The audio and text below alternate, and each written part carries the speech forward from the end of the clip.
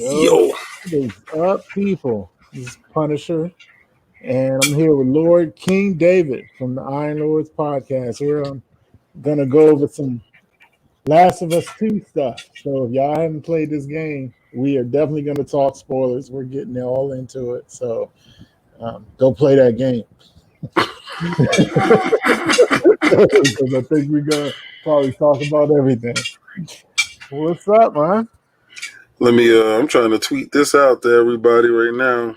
Uh, Yeah, you know how that go. I want to make sure that everybody, if they saw it, because they need to come right here, come right now, and get their behind here. So there we go. Let me grab man, that. I Share. started playing it again, but I think I made the mistake of playing it on hard. Yeah, you told me. I'm like, I why was. did I do this? I'm emotionally stressed out. So it is absolutely no way I'm going to do that right now. Um, because it's going to drain me again, and that game drained me, Yeah, to the limit. yeah, it is definitely an emotional ride. Yes, I still watch some of the scenes and get a little eye sweat from yeah. stuff, even though I know what's gonna happen. I still get eye sweat from stuff in that game. Let me. And I'm just doing that last piece right here, breakdown. All right, so that's up. All right, so Rodney, let's Did you play the first one, right? Yeah, I did. Now a lot of people got an advantage on me with the first one because they replayed it before they played this one. I Mm. played the first one a couple years ago and haven't played it since. So you kept it off from memory, Yeah, and yeah. and and then you just went in like that because Like I loved the story in the first game, yes. but I didn't like the gameplay enough to go back and play it again. Right. It was a little bit rudimentarily, and some of the stuff like some of the cover didn't stick, and Mhm. some of the AI was a little wonky or whatever. So Yeah, I know it was nothing that you didn't feel fluid like this game because they fixed some stuff, right? yes, Do they you believe? fixed a lot of stuff. Yeah, Yeah. it's crazy.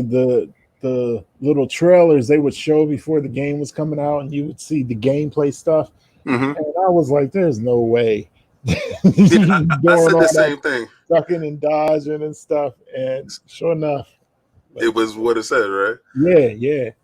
My biggest thing was like jumping out of cover, grabbing a brick or a bottle, tossing it at an enemy, and stunning the enemy. Then once you stun the enemy, you had a choice of either grabbing the enemy, killing the enemy, hiding, from the enemy. There was a lot of options that was left open to you depending on Mhm. your play style that the first one didn't give you, Right, and right. and this one gave you. So if you wanted to go through the game without killing somebody per se, you was able to do so. Or if you wanted to just grab one of the enemies, hold them until you see a clicker and throw them inside the clicker, and let the monster eat them. It was different aspects that changed the play mechanics for me that the first one didn't have, so that appeal went through the roof. Because I didn't really think that Sony was going to pull it off the same way that you saw the trailer. I Mhm. didn't believe that was going to happen either until I got Yeah, it. yeah. I figured all that stuff was like cinematic scenes. Yeah, Yeah, yeah. I didn't. I thought there were going to be cutscenes and stuff. So, like, they did great work on it because I jumped back onto it. It messed me up for playing anything else. So I figured I need to go back and play it again Oh, okay. because I was going to jump on something else, but couldn't even go. Couldn't even do it. So you want to go into how we got to it? How we got to the Last of Us 2 with the Deus Ex and Man. so so yeah, I had bought and I've had this game for a long time. The Deus Ex, I think it's Human Revolution, and then yeah. whatever the next one is. I got them because I got Xbox and PlayStation, and I got them on Xbox. And this lockdown stuff, I'm like, perfect time to catch up on some old stuff that I never checked out. Yeah. And play, went. I was gonna start that first, like before The Last of Us, and then you were talking about it, and I was like, yeah, I'm gonna get it, and I wasn't gonna rush out and get it right away. I thought, let me go ahead and do Deus Ex and play through that, and then I'll go get this game. And like the way you were talking about it so much, and I knew I wanted it, and then it was like, which one am I going to be able to get through first? Because you told me how long Deus Ex was. 60 hours. I'm like, no, I don't know if I can hold it that long. So I went out and got it. Went out and got Last of Us, and played through it a couple of days, and loved every minute of it. And and then tried to jump on Deus Ex, and I just could not get into it. I have not been able to get into it. I could not stop thinking about the story for Last of Us. I kept thinking, dang, I should go back and run through it and play through it again. And yeah, so after a couple of days of fighting it, I just like, all right, let me do Last of Us again. So now I'm doing it on hard, because usually when I play a game first time, it's always normal, right, or whatever the norm. And for Last of Us, I guess it's called moderate. So now I'm not one of those dudes that jump into it and play it on Survivor, because I want to kind of enjoy it and not break up my controller. So right. So I mean, playing it on hard is getting a little close though, because to busting that controller, you right? ain't finding no ammo, and I'm still I'm like on day 2, so I'm thinking, when you get to some of the tougher areas, and like one of the sections where, like, when you're playing with Abby and Lev and Yuri leave for a bit, like, am I gonna make it through that on hard? So, like, I'm getting scared of some of those things. Hey, what's up, guys? And the Joker. Sorry, guys. I had to my webcam, my new webcam wasn't working out, so I was messing around with it. Yeah, Heath Ledger making an appearance. He's humongous, bro. Yeah. Wait. Is he? How big is he? Is that a third scale? What is that? It's 1/3 scale. Oh my god! Jeez, I didn't know he was that big. Pause. Every picture I saw of him, I automatically assumed like it was like a premium format. He's this is awesome. Which one is this? Queen? Queen Studios. Oh no. Okay, I knew Queen Studios was that. I already know. Okay, sorry, sir. Sorry for judging your wallet. That's a whole different tax bracket. I'm not in that tax bracket, sir. Actually, it's not that bad. Like, this I think the sculpted version is only $700. What? Yeah. Queen Studio? Hold on. That's less than Prime 1. Yeah. That's crazy. It's I mean, this one, the rooted hair is a little bit more because it's like 900, but seriously, that's still cheap.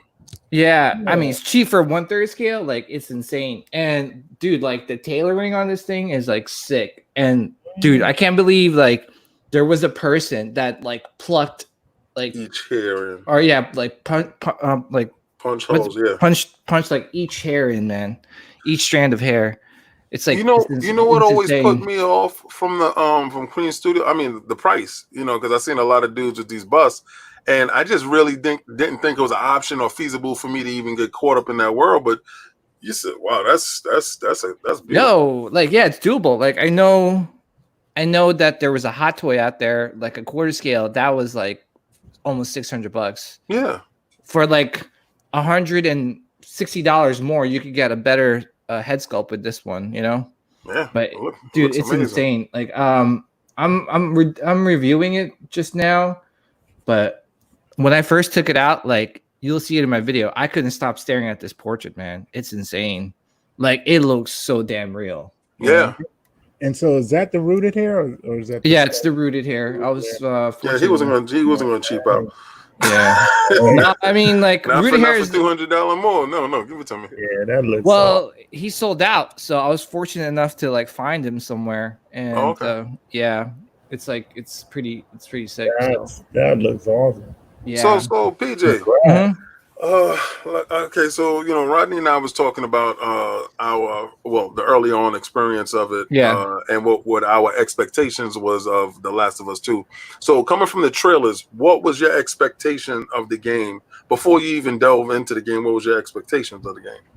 I knew it was going to be good because the first one was good, and it seemed like they were like taking their time releasing this one. Because how long has it been since they released 7 years or something? Yeah, 7 years. So 6 to 7 years. Yeah. Yeah, I mean 6 to 7 years. That's a long time to re-release, not re-release, like release a sequel. For So I knew, $500 million. yeah, Yeah. exactly. And I saw like the behind the scenes in the first one, like what they did to, I guess, make that first game, and Right. they're no joke. Like they're willing to make sure this game is like solid before they release it. So my expectations were high. The trailers, I saw the trailers. It's the one where I guess like they were in the trees. I forgot the name of that crew that was like chasing after them. Stars. Yeah, the Yeah, story. yeah. So I saw that trailer and I was like, damn, this looks good. I can't wait to play it. And judging from the trailers, it looked like you're playing Ellie like most of the time. Right. You know what I'm saying? Like they didn't have like Joel in there in any of the trailers. So, and I avoided like all spoilers. Unlike me.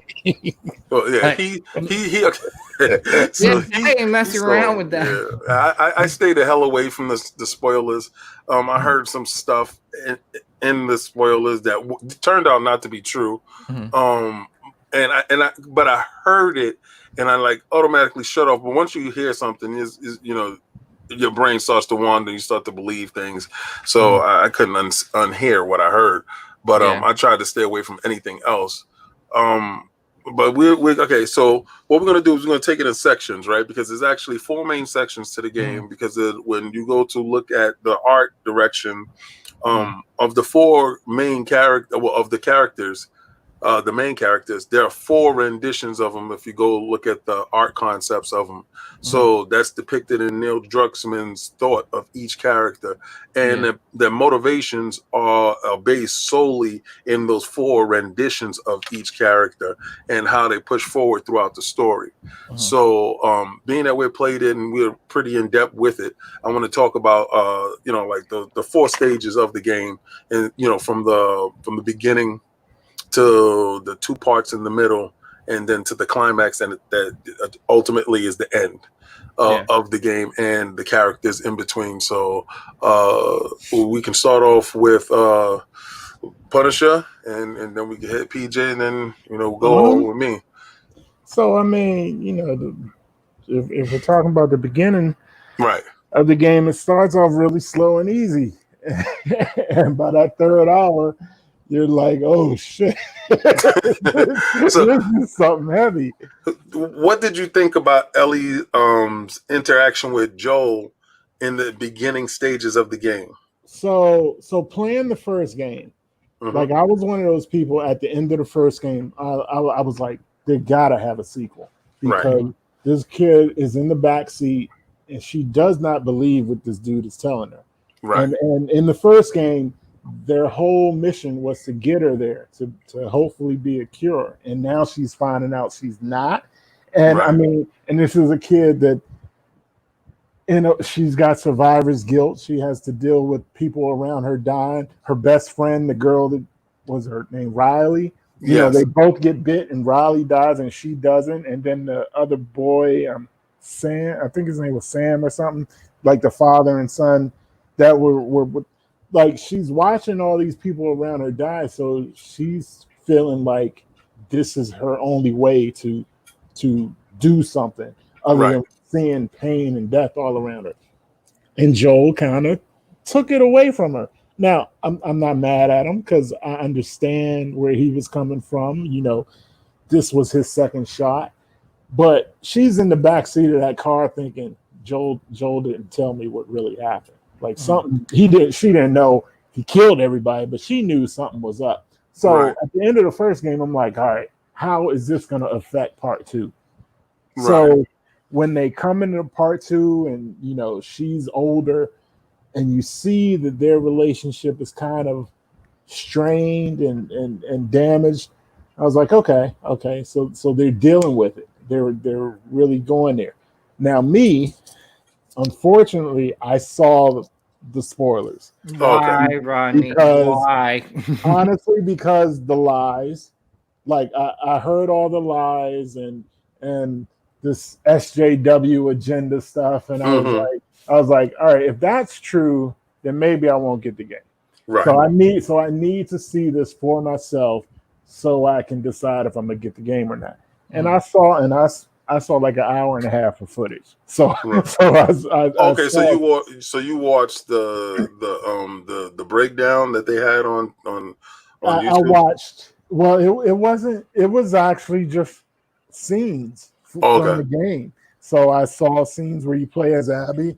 I saw the scene with Joel.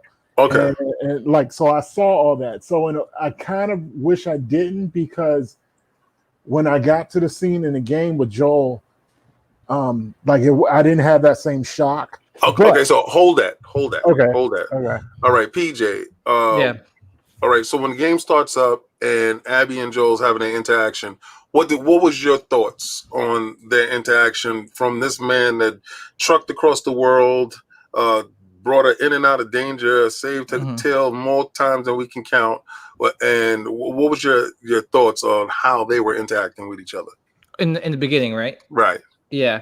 So just to go back a little bit to the first game, the first game was one of those games where you just blown away when you find out like what you just did.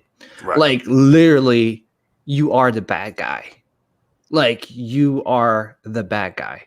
Yeah. And realizing that just like hits you hard. Like you're like, I was selfish, but then you understand, like, yo, like this dude, like, like lost his daughter and was just angry at the world because of that situation that happened with him.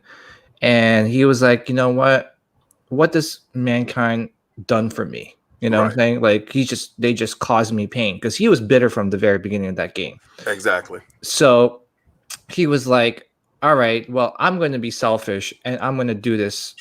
I don't care what anyone says, right? F mankind, F there's no cure. And he kills like pretty much everybody, like literally everybody.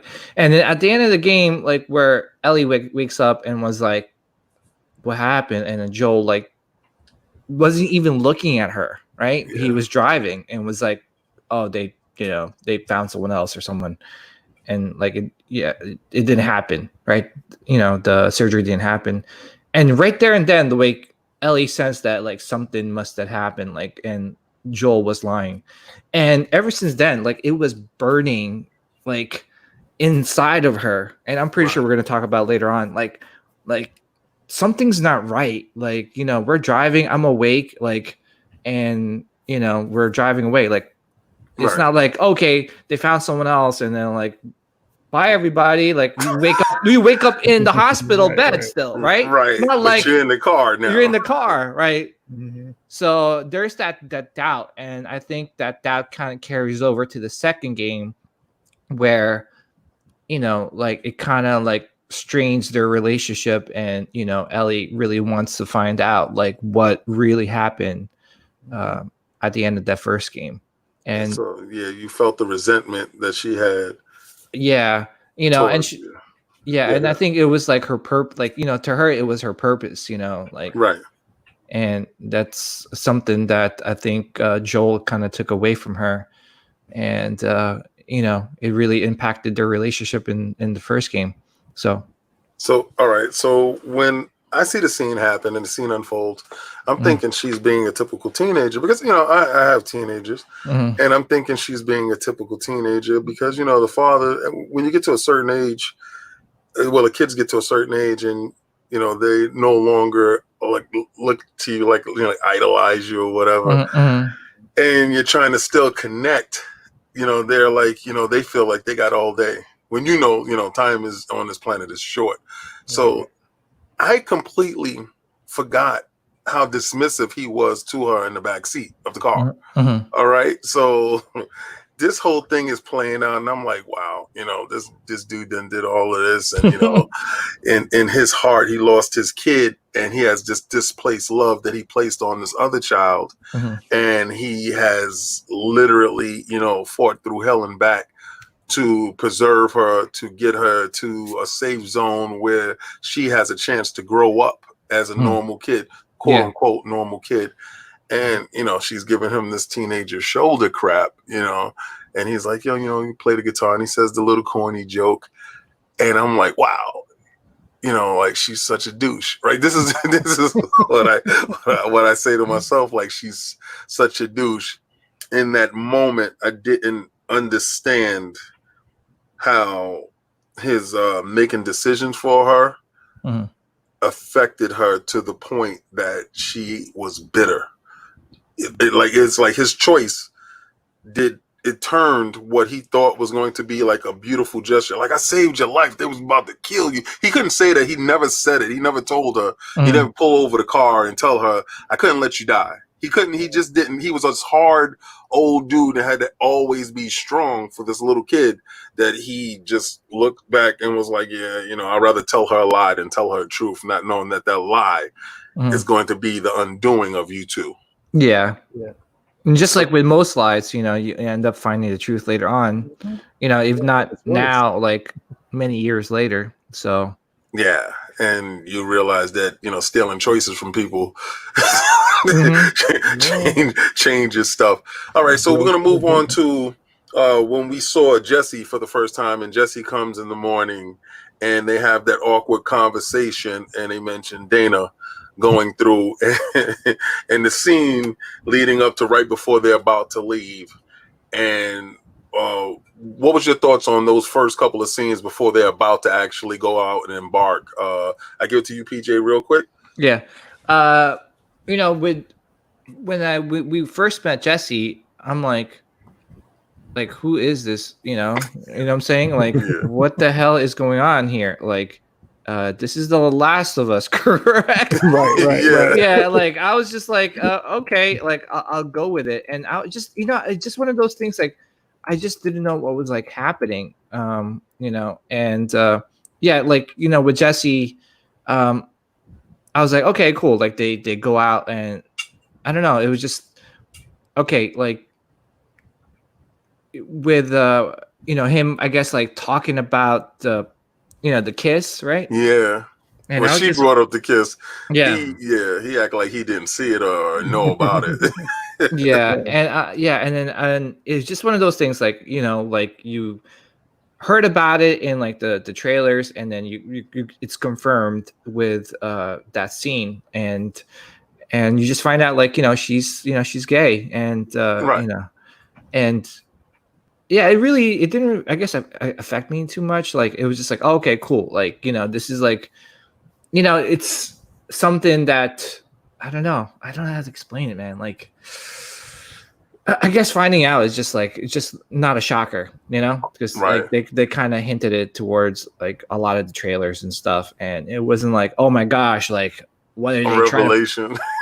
They're like trying to push it, like, like some of these other people would say, like, oh, they're trying to push agenda on us. They're trying to make our character a certain way. Right. No, but I thought it was good, like, and I wanted to see how that played out at like towards the end of the game. Right. Towards Joel, how he reacted. They're talking about the scene in the bar and all those things, and I guess like one of the the bartender was like kind of angry at like what happened. Like where they kind of express their emotions towards each other during like a dance and stuff, and I don't know, it was good. I liked it. All right, and Rodney, what did you think about that whole aspect when Jesse shows up and they introduce a side character with Jesse that plays a pivotal role in the game, but not too much of an intrusive role in the game?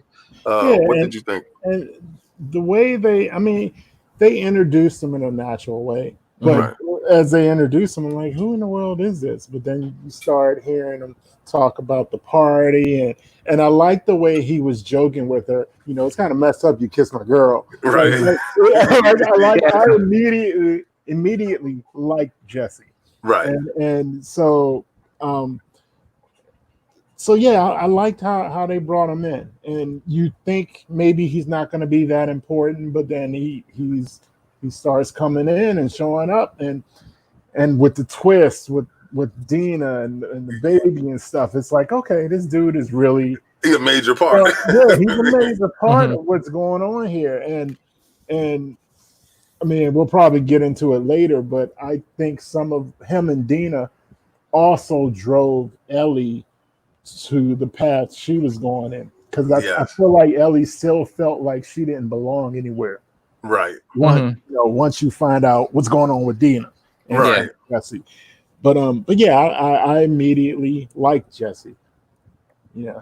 Well, when Jesse showed up, my ignorant behind thought it was a love interest because he's being he's playful banter, with and coming from the conversations that Joel has with Ellie later on in the game when they're going to do a little clear out, when they get into a flashback, he mentions Jesse a couple of times, and he sees like, I see how y'all are interacting like a father, would do with his kid.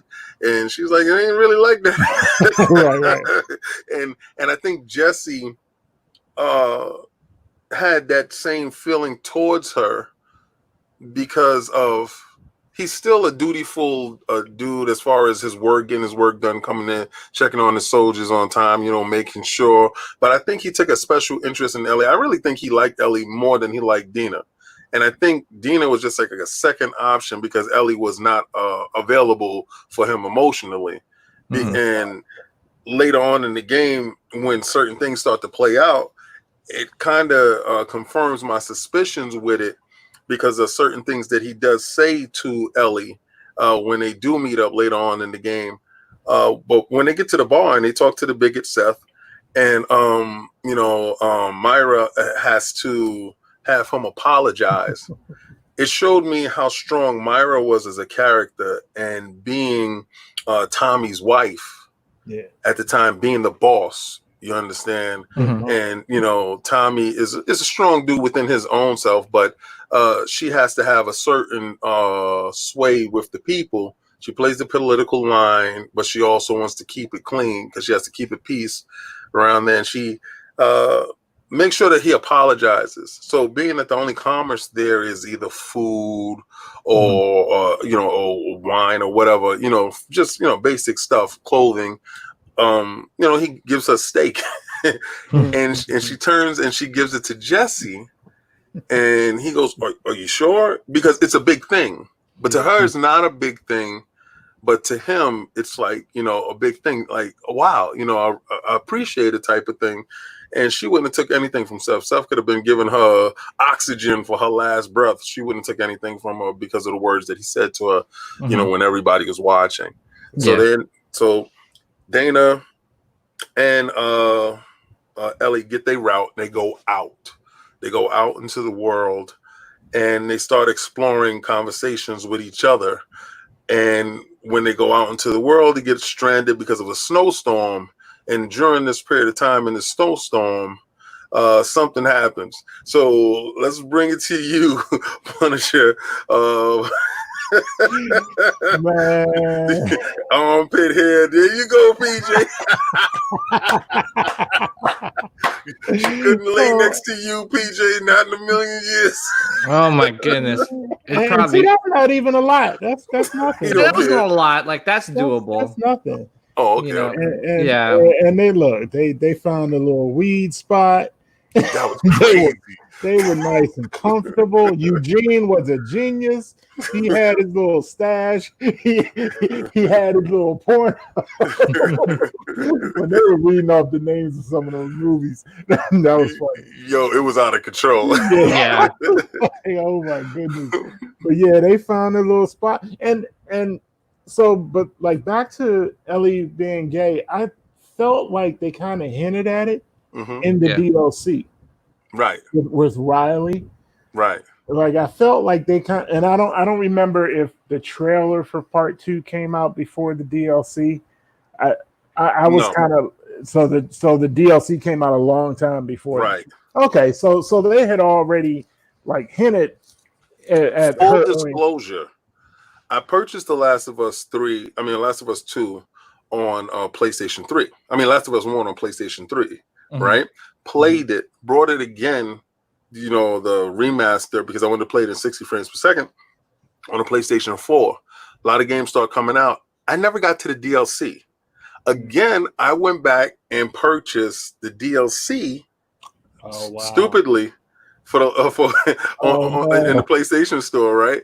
And then a friend of mine told me it's on. It's on the disc, right? so they got a lot of my money, right? Yeah, double time. Yeah, I didn't get a chance to play the DLC, so I didn't get a chance to see that part and understanding that. But I felt the way Neil Druckmann threw out the story, a lot of people who didn't get to see the DLC was still able to follow the story so much. You just got a little bit more insight when you're doing it, because you're telling me stuff now and I'm like, okay, I'm definitely playing the DLC, because I'm definitely going to catch up to where you guys are. And see, I was very late to the Last of Us party because I was always an Xbox guy. Right. Because I don't like the PlayStation controllers, but there were always a few games I wanted. Spider-Man, The Last of Us, and the Uncharted games. I always wanted those. Right. So when I got the PlayStation 4, I was like, the remastered Last of Us, got to get it. Then Uncharted and Spider-Man were must-haves. So yeah, played through the DLC, and when you find out she's gay, it's kind of like, okay. Right. It kind of makes sense. But I love the scene before that when they go out, and it's a little mini game thing where you're having a snowball fight with the kids. Oh yeah, and Dean was like, "You want to fuck them up?" I love that scene for some reason. Maybe it's just how she said it, but yeah. I didn't think she was gonna say that. Right. Like, and then you hear the stuff that she's saying to the kids, like that's why your parents don't love you. Like but she's saying it to orphans, like yeah. So it was a trip, and then they get to Eugene's spot, and the scene plays out, and Jesse finds. So it's like, okay. It's like, okay, so all right, so we're gonna get to that part. All right, PJ. So when they're going through the snowstorm and they're going on the walk, well, actually the route, and they're looking at the route, how the route is intricate. I didn't even know that it would be that intricate, that they have to go clear out spaces and stuff like that. So like tell me like how you thought the bonding part and what they were talking about going through there. So for me, it was like, first of all, that gameplay, or like the graphics was absolutely amazing. With the snowstorm, you can't see anything. Going through the houses, like I just thoroughly enjoy that part. What I'm saying, like with the zombies and the clickers and everything. But yeah, I mean, I just didn't think like for them like that like you said, that route was that so crazy. Like you wouldn't think that they have to do this like every day. Like, yeah, like it's like pretty dangerous. Yes. Yeah. And I thought that bonding was really nice between the both of them, Ellie and Dina, right? Yes. Yeah. So it was just one of those where it's like you could feel the tension like between them. It's like it's like starting to like slowly like happen, and obviously when they get to to what's that guy's name? Jesse. Jesse's hideout, like. You're like, okay. I mean, you mean Eugene's hideout? Eugene, yeah. Eugene's spot. You're like, oh boy, this is gonna end up happening. You know what I'm saying? Because it was such a nice lead up. Because they were like, just kind of like with their banter and everything, and just the tension, the sexual tension, should I say? Yeah, sexual tension. And you were like, okay, like this is gonna happen. Like they're gonna follow up with that from that kiss that they had. Right. Yeah, but it was cool. I'm sorry, real quick. One thing, did it bother y'all like it bothered me when they broke the jar with all the joints and left all the rest of the joints on the floor. I was like, you ain't even gonna pick up the rest of the weed. You just gonna take one weed. They took one weed. I would have taken all of them and just kind of started. On the floor. I would have lined them up like in the cartoons, like had like 6 of them. like Eugene worked so hard, he preserved these, and you just go just leave them out on the floor. Yeah, and you're just gonna take one only. Like, come on, right. Come on, man, right? Yeah. All right, so when they start out on this thing, then I'm looking at, because I'm one of those weirdo dudes, and I'm looking at the route sheet, and I see Joe goes out with this guy, and Joe goes out with Jesse. I notice a lot of things there that when Jesse gets to talking to Ellie, he looks up to Joe. Yeah. And Joe's looking down at him like, he's possible. He could be a possible suitor for my daughter, because he's looking at her as his kid. All right. So I'm like, okay, what I'm saying in my head is probably coming to fruition in my thoughts that he possibly wanted to be with Ellie at some point in time. And he always had either that big brother feeling or that protective husband type of feeling towards Ellie to go out and check on both her and Dina, because if he loses Ellie, what is he going to tell Joe at this time that your kid went on the thing and they didn't come back and they in a snowstorm? So he braves a snowstorm, walks in on his girlfriend from a week ago with the love interest that he thought he should have. they like, hold on, wait a second, don't come down. They like, what are y'all doing? People is looking for y'all, and Joel and this dude didn't come back. Tommy didn't come back, and what's going on down there? And it's like, boom. So it's a realization for Jesse right now. Like, okay, Dina's done.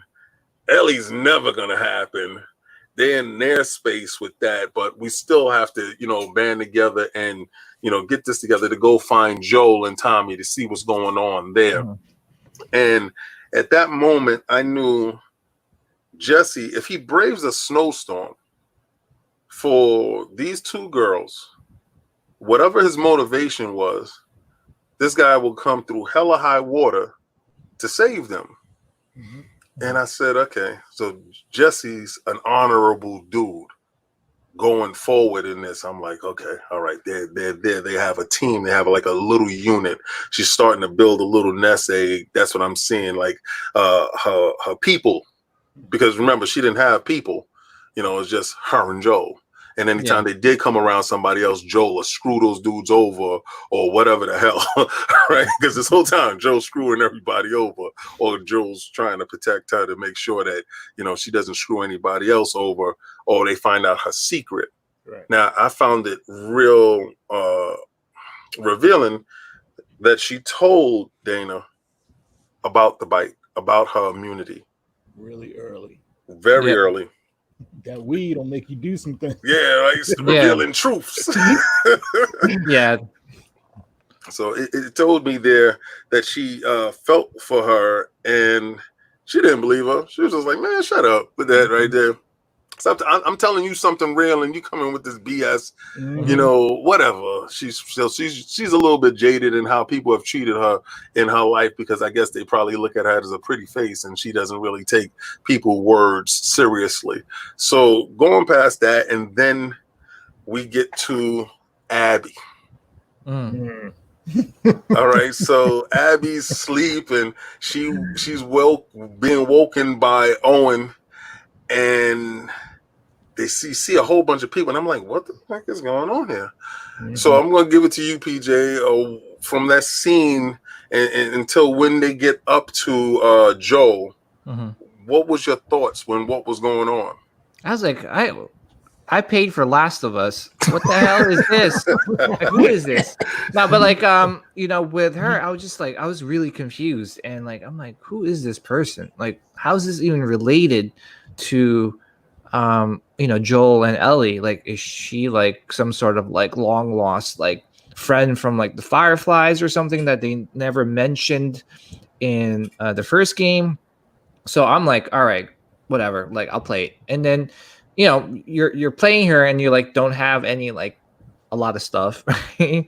You know, and then you're going, and that's when you're starting to learn like the game and the gameplay and everything, and cutting through like zombies, and like it's just like it was cool, and just like, you know, like rewinding a little bit, you know, for Abby and her interaction with what's that dude's name with Owen. Yeah, you're like, another love triangle. Like, what the heck? Like, you know, like she was like, oh, like so and so's pregnant. Like, what's Owen's girl? Meg.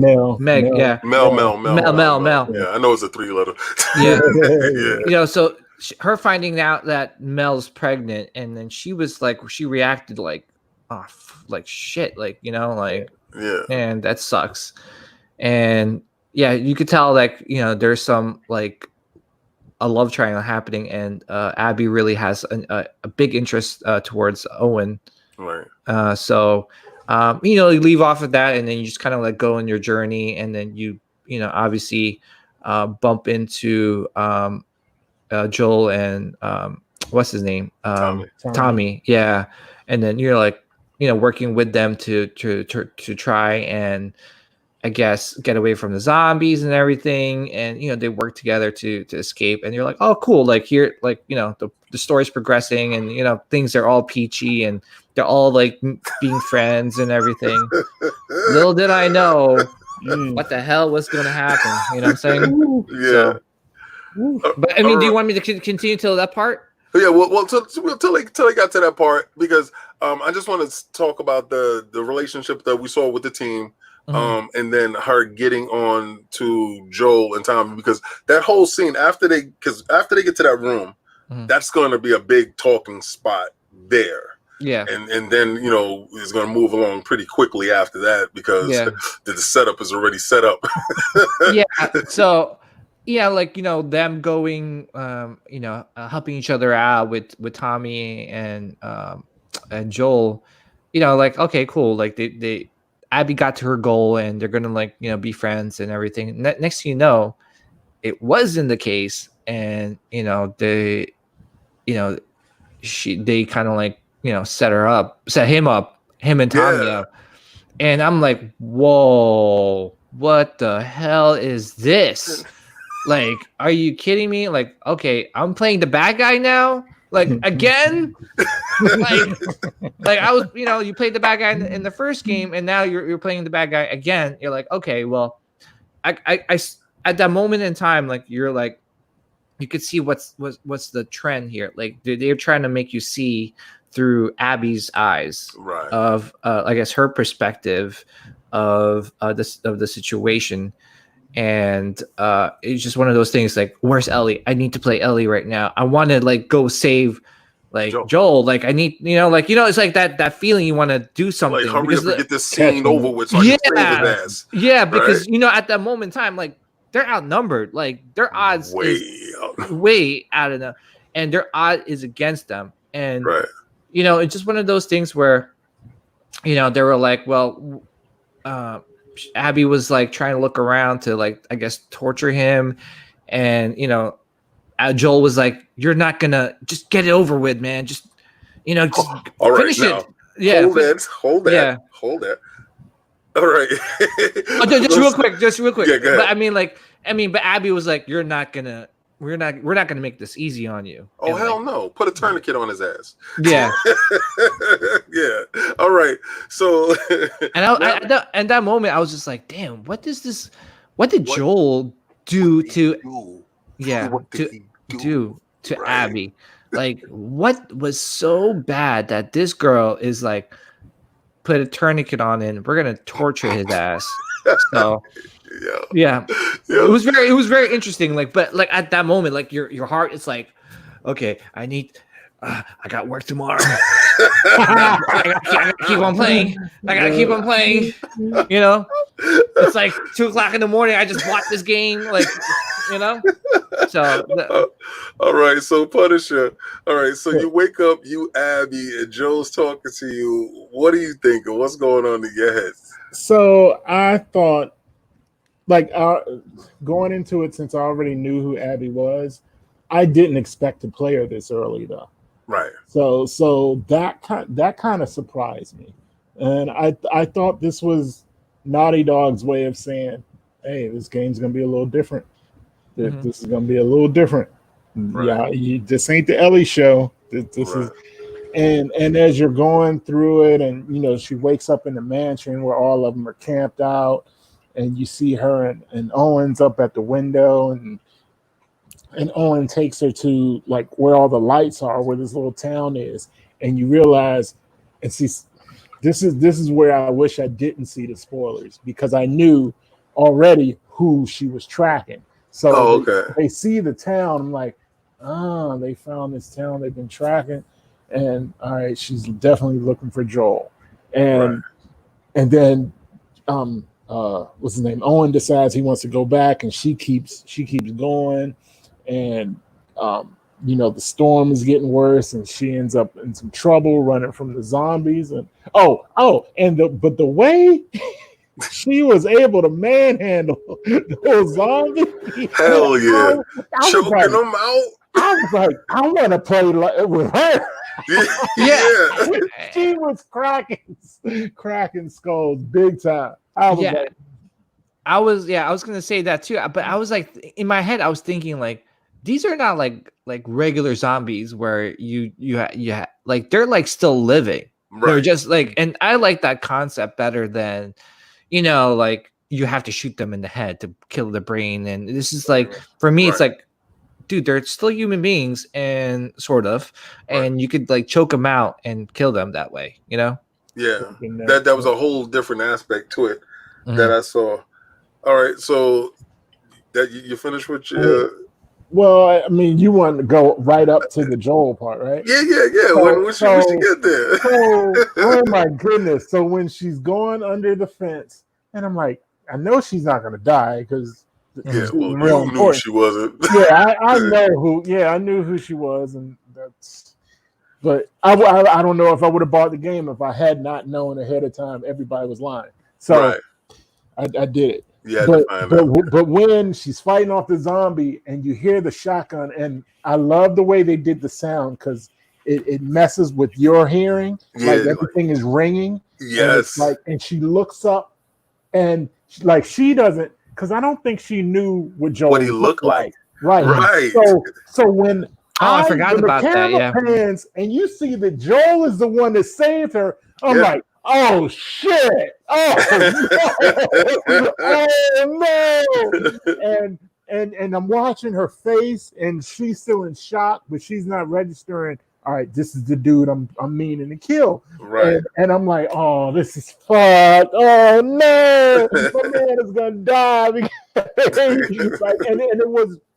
it was just dumb luck. And I hear people say Joel was acting out of character, but I really don't think so. I think it would have been out of character for Joel and Tommy to ignore her. Right. For them not to go save her, that would have been out of character. Right. And there's so much going on. They don't there's so much going on. They don't have time to be suspicious of her because it's realistic to believe she's a friendly. I just saved her life. Right. And so also when it gets kind of quiet, Tommy's the one mouthing. Like when they're in there and Joel's like, we can't stay here. Tommy's talking to Joel, but he's like, our horses aren't making it back to Jackson. He wasn't telling Abby that, but she just happened to be in the room to hear that. And Tommy's the one introducing themselves. And by the time things settle, when Joel's antennas go up, it's too late. It's over. Yeah, it's too late. So I think the way they did it was brilliant. There was no chance to say Joel is acting out of character because everything was move. Yeah. We gotta go. We gotta go. And now it's calm. Now shit. Yeah. Right. Well, I was gonna say people were saying that he was acting out of character. Yeah. That's the big thing. No, he wasn't. That's why I mean, like, I didn't like listen to any spoilers, or I didn't listen to like any like talk about the Last of Us, but for me, like from like being like not being exposed to like anything outside of what I was playing, like it was natural.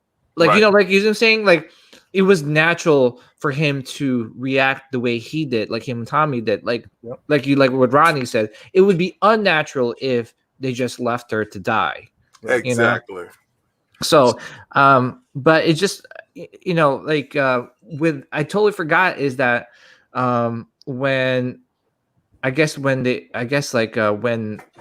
everything kind of calmed down a little bit, that's when things just like quickly, like, you know, like you had like a 2-second breather and it was just like boom, like okay. So what I like most is how Neil Druckmann and the team uses the audio cues. So you brought it up when she wakes up, because she wakes up, she's jarred out of her sleep. She's having a nightmare. You can tell she's having a nightmare. And Owen is like, again, he's like, yeah, you know, basically.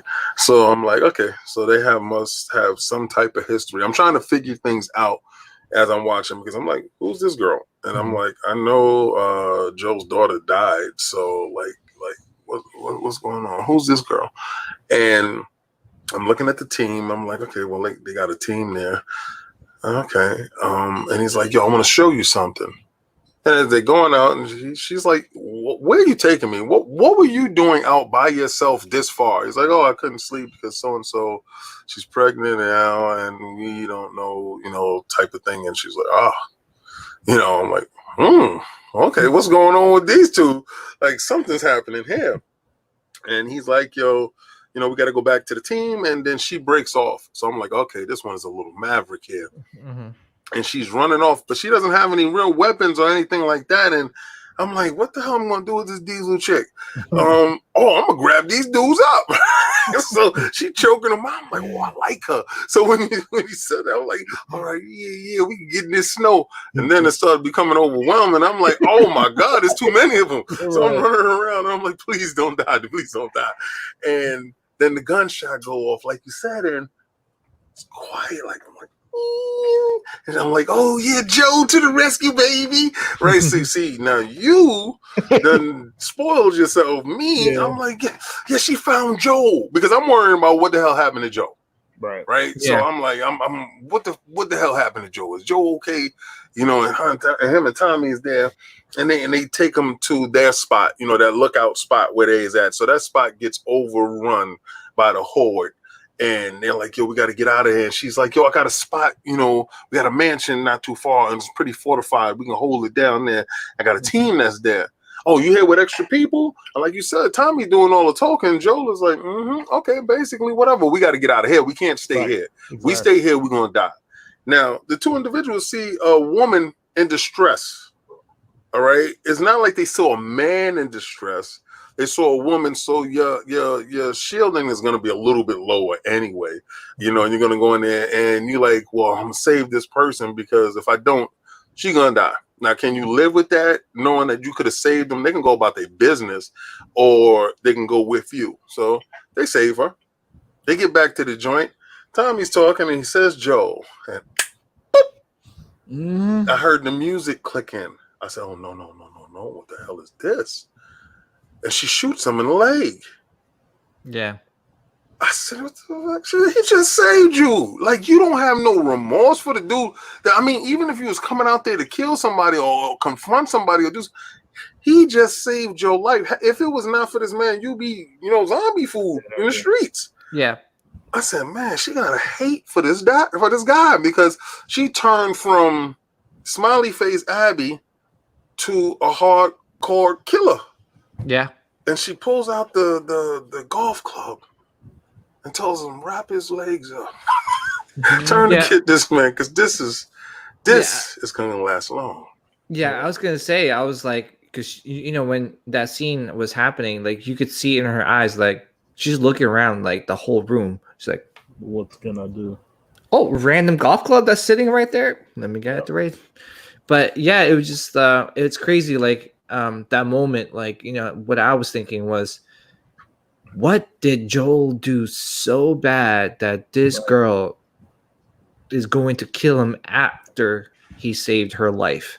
What was so bad? Like, you know? Yeah, and my brain is racking. I'm like, what was it? I said, well, that guy was a black guy that was in that town. I said, it couldn't be that dude. That couldn't have been her daddy. I'm like, is there was her lover or something? I was like, I had no idea what he did and what was going to go on. So let's fast forward to the scene where, you know, they grab up Abby, they got Tommy, everybody's inside the room. Joel is beat up on the floor, you know, and I mean, they grab up Ellie. They're inside the room, and let's take it from that part. Let's go with you, Punisher. What was your thoughts? I mean, I know you saw a lot of it, so yeah. I mean, like I was wondering if she was gonna like tell Joel exactly like why you're dying, because she was just like guess, right? And because part of me is like Joel probably would have been like, okay.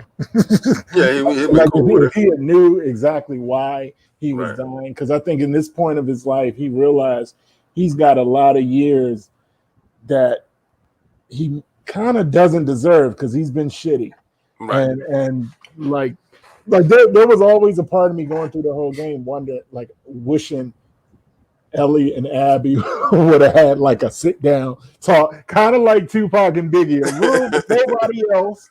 And y'all could just talk about why, like, he killed my dad, you killed my father figure. Well, all right, like, can you understand where I'm like? There was a part of me because you know I played the first game. You like Ellie playing this one. I liked Abby, so there was a part of me that wanted them to have that come together thing.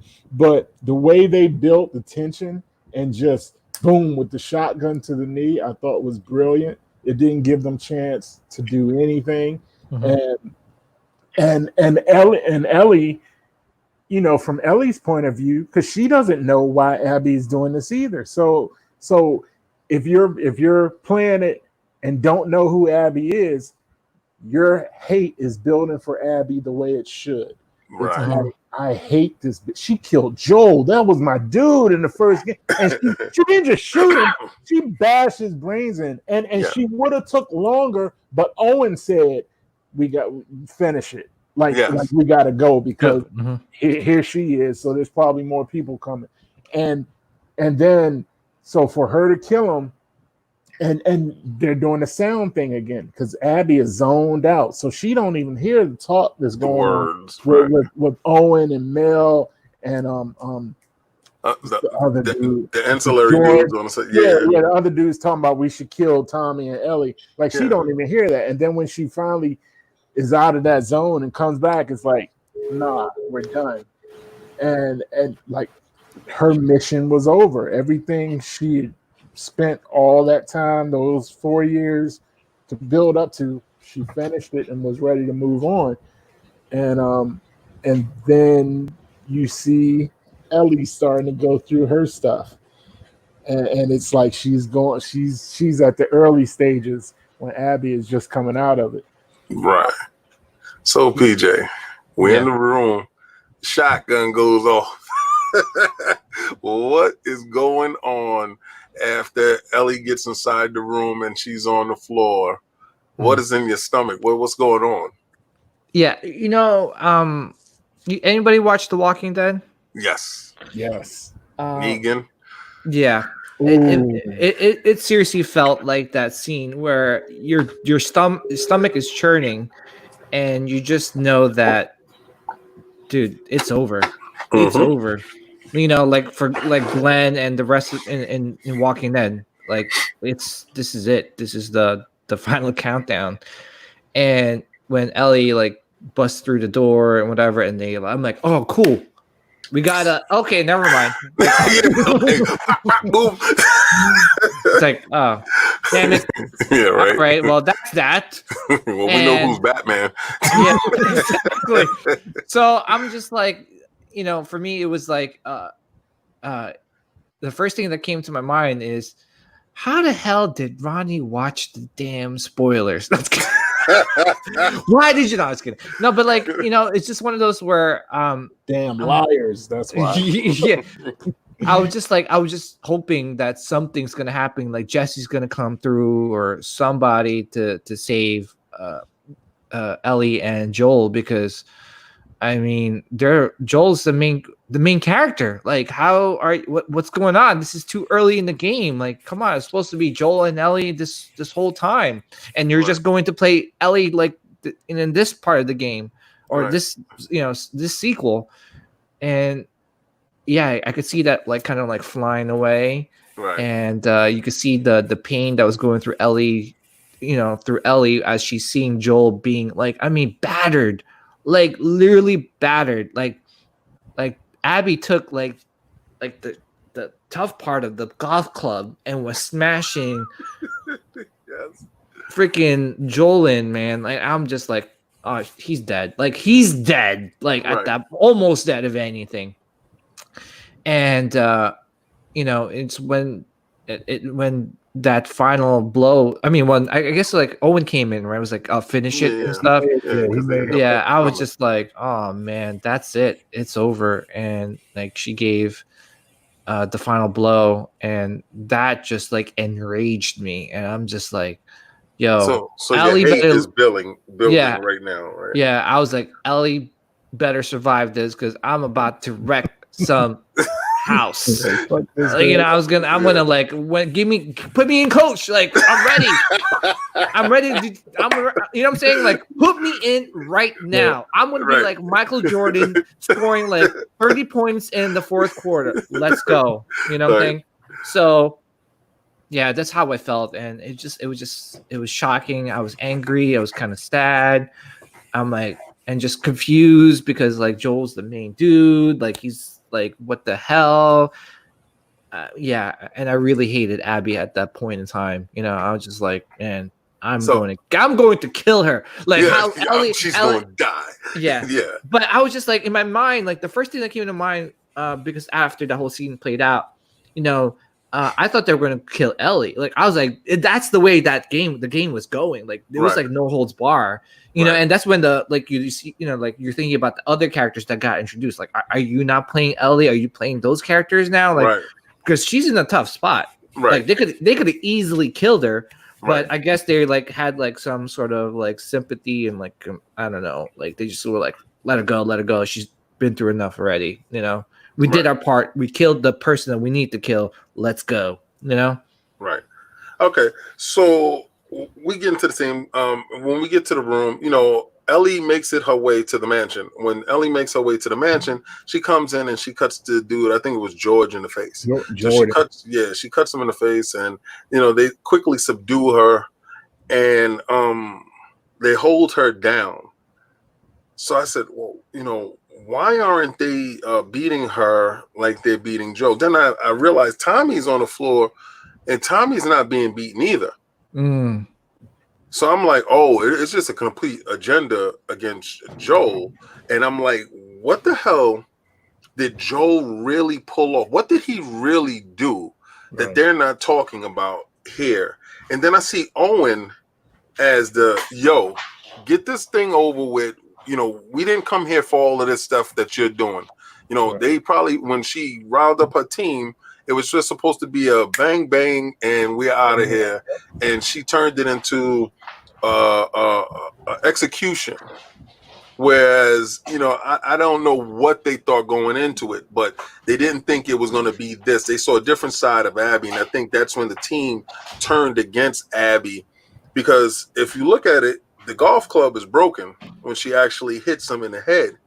And what actually broke my heart is when Ellie's on the floor and she's like, Joel, get up.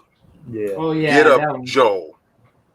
And I guess that's the first part I cried in, because she realizes at that point in time, whatever animosity, whatever problems that she had with him, she will never be able to fix. Mm-hmm. And that was the start of her PTSD. Whereas you was explaining, Abby was coming out of her PTSD and her nightmares and her stuff that she was going through. This was the beginning. This was the genesis of her nightmares.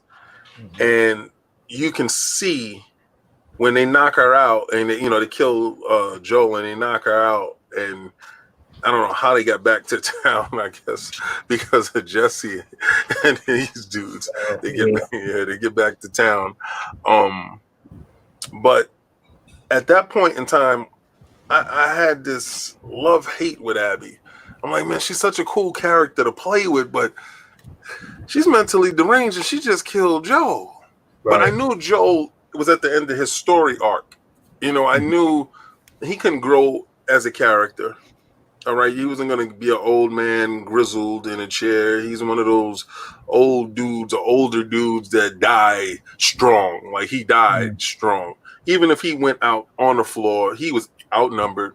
He was shot in the leg. It wasn't like they gave him a fair fight. And that was the only way you was going to take Joel out. You wasn't going to take Joel out any other way than an ambush, right? So he goes out as he should, as a general should, in an ambush, as a backstab. And you know, Tommy has to deal with what's going on. That damn, man, we saved this girl. And it was probably Joel that said, let's go save her, you know. And Ellie had to watch this happen. So now we're getting to this, you know, they go to Joel's house. They do the burial of Joel, and you get the chance to see the guitar and him want to teach Ellie how to play the guitar, because that was the last thing that he can give her. But when they walk in his house, I noticed that the man had already found peace. Yeah. He had wood carvings. Mm-hmm. He felt that he was home. He had pictures up. You don't put pictures up in the house if you don't feel comfortable. You know, he had his books. He had his little study area. And you saw the outpouring of the town. That he was beloved. Mm-hmm. You know, people actually loved and cared about what went on with this man. So you have Dana, you have Ellie, you have Myra, and then you have Tommy. And they're talking about, she says she wants revenge. She's at that point. Mm-hmm. And Tommy's like, let it go. And she says she can't let it go. She wants revenge. So she actually tells Tommy, this is something she's going to do. Well, Tommy heads out on his own first. So we're going to take off from that scene, from how did you feel from the house, seeing the settings in the house, or you can gloss over it, or you can just go past that part to where they actually start to get ready to head out, because we're going to get into Abby's backstory, and then we're going to jump into the rest of the stuff that's going to, go really quickly. So give it over to you, PJ. What did you think from all that stuff that just happened after the death, and the town is reconciling what went on without being there? I mean, it just seemed like so, like, I don't know, like there was a huge cloud over their heads, and it was just, it felt like it wasn't raining, but it felt like it was raining. Like it was just like it was just like really, really, everyone's like emotional of what just happened. I'm pretty sure Joel had was a big part of the community. And, I guess it's just one of those where they're like, damn, someone came in and killed one of ours kind of thing. Like, how did that happen? And they're still probably in shock. And you could see with Ellie, she's still struggling with what just happened. And, for me at that point when I was playing the game, I'm like, let's hurry this up. I need to kill somebody. Right. I was just, what I'm saying? I was just like, okay, enough of this. Let's go. And I think it was kind of like that, right? It was just it happened so fast. They kind of talked about it, and Ellie was angry. She wanted to get out there. Maria was like, no, don't go out there, blah, blah, blah. Who was trying to hold her back? I think it was Maria. It was Maria. Yeah, it was Maria, right? Because she said that she couldn't spare the people. Mm-hmm. She said, but you hell bent on it, and she spared a horse. Yeah, you could take a horse. Yeah, but it's just one of those where, I guess, I think Tommy didn't want to go out there. No, at first, right? Yeah, Tommy was like, it is what it is. They got one of ours. We don't have enough manpower to go get them. We don't know what they have over there, and we're going over there blind. And it's a suicide mission. Let sleeping dogs lie. because he didn't want to bring that retribution back to the town. Because remember, when Joel got over there, Tommy was at peace. Tommy done found the woman that he loved. He done found a town that's thriving, and they're actually trying to build a community. So Tommy was pretty much set in his good ways. He was already, a family man, giving his wife the support. So he damn sure didn't want to go out, and that's his brother. Yeah. And I was kind of shocked with that too. I was like, damn, Tommy didn't want to, because if that was my brother, like I'm going out, Right. So, so with that, I was just like really shocked with the way Tommy was reacting. But then obviously we find out he's the one that like kind of like snuck out on his own without Ellie. I wasn't sure if, it hit him and it was like, all right, well, I'm going to do this by myself and not bring Ellie into it. Or, like maybe he did that to protect Ellie. So she's not involved, but she still went out anyway. I think Dina, I love her loyalty. And was like, and I was like, oh wow, she really loves this girl, right? Because we don't know like she's pregnant, but in her mind, she knows she's pregnant, and she's still going to go out and help Ellie, right? And it was like a dreary moment in the game where everyone was just like, I was still in shock, but like I said, I was ready to go. I was ready to kill zombies and people. So yeah, I was one of. All right, so Punisher. I liked the slow down beat that it took. Right. Because like PJ said, right now I want to kill Abby and all of them, but if they took the time to slow it down, to make you process what just happened, and the scene going through his house. That broke me down a little bit. Like even knowing why he died and everything, you go and see how peaceful he had become. And he had pictures of horses. He was sculpting a dude rodeo stuff and the guitar, and he had his little and it's like this was a man. And outside the house, you got all the flowers and notes. Remembrance, because you got to think that him and Tommy probably helped train a lot of the people in that town. Yes. So he was like, everybody did love Joel, and so it's like, wow, this dude is really gone. And at first it annoyed me, but it was appropriate that when you try to control Ellie, she moved real slow. And that stage, I was like, I want to just get through the scene because I do want to go out and hunt some people, but they make you take your time and go through. And she goes in the closet and smells his coat. Looking at the watches, and I'm like, dang. That watch part got me. Yeah, I was like, oh man, this broken watch. Really. Woo. So that was a heavy scene. And it was very well done, I thought. Now, I kind of looked at the thing with Tommy a little different. I felt like Tommy was, in my head, Tommy always planned on going after him, but he didn't want Ellie to come. I felt like he was trying to get her to stay back, but I always thought he was going to go because that's his bro. He watched him beat his ass just like she did. And I'm sure Tommy felt like he's a lot more capable to do it than Ellie, and Joel wouldn't want her out there.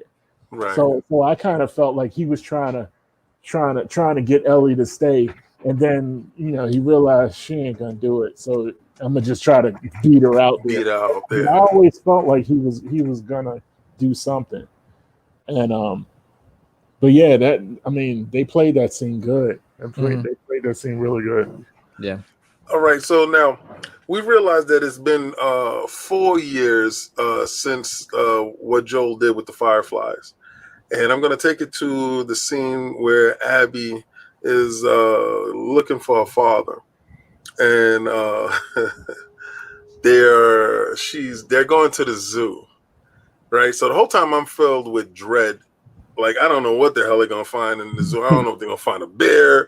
You know, my heart is like racing. I don't know what's going on, because in my head, that's the last place I'm going to in Apocalypse. I'm not going to the zoo.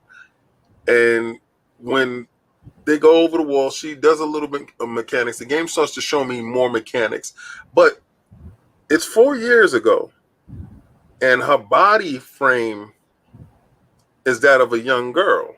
Mm-hmm. I'm like, that's the same girl 4 years later. Mm-hmm. She looks like baby Arnold Schwarzenegger. So what the hell got her to get like Venom? Like, what? Because, you know, Venom was pushed by hate for Peter Parker, right? So what level of hate fueled this woman's drive to turn her body from something had to happen? Yeah. So she's like, you know, and she gets over there and you see the scene where he's such a humanitarian that the zebra's caught inside the fence, and they clip it clean. He's like, hold him. And she runs out because she had the baby or whatever, and the baby was waiting. And I'm like, wow, that's crazy. That's a scene. And that's her and her father feeling that bond. I just want to talk about the younger Abby at this point in time, and that scene formulating her bond with her father, that this is the guy that she sees. So what did you think, Punisher, with that? And then we'll go to you, PJ. It was that was a scene where you see her happy. You see her life in front of her. It could have gone any kind of way. And it kind of helps express the idea of you don't just live in a bubble. You do stuff and it affects other people. And you start seeing what, like, they don't tell you right off the bat that this is who Joel killed, but you start seeing important people in her life, and you see that her dad was important to Owen too. Like, yes, you know, Owen was right there with her and her dad. Right. And the scene with the zebra, and I'm sure people have said this plenty of times, it reminds you of the scene with Joel and Ellie and the giraffe in the first game. And it's like this was an innocent kid, as innocent as you can be in this world. I mean, yeah, they still know how to hunt and kill the zombies, but she wasn't out looking for blood at that point. She had her pops right there. She had this boy that she was into, and like, you know, like, everything was looking good. Yeah, everything was looking good. And yeah, she looked like a regular little girl. Like, she hadn't started changing her body because she was going down a darker path. She, you know, you start getting a hint at what she could have been, and then it's like, damn, what made her change? What flipped that switch? Yeah. All right, PJ. So we have that scene, and that scene is set up for you, and you're playing through the scene because this is like an interactive movie. So what did you think about that whole scene that was set up? You know, like you guys mentioned before, it's one of those where is this the same girl? Like, she's, you know, younger, skinnier. She's not like she's not that built like she was, like, you know, when we were playing her. And you see like how you know, she was like you guys said, like, she was happy, she was with her dad, and you see her compassion to, like, you know, the animal, like the zebra, and, like, you know, like Rodney hit the nail on the head with, like, it played out like the zebra scene in the first one. Not zebra, the giraffe. Yeah, it's like peaceful, very, very peaceful. And, you know, it was like a happy place for Abby, and like everything was, even though like the world around her is destroyed, her world is intact. Right. Yeah.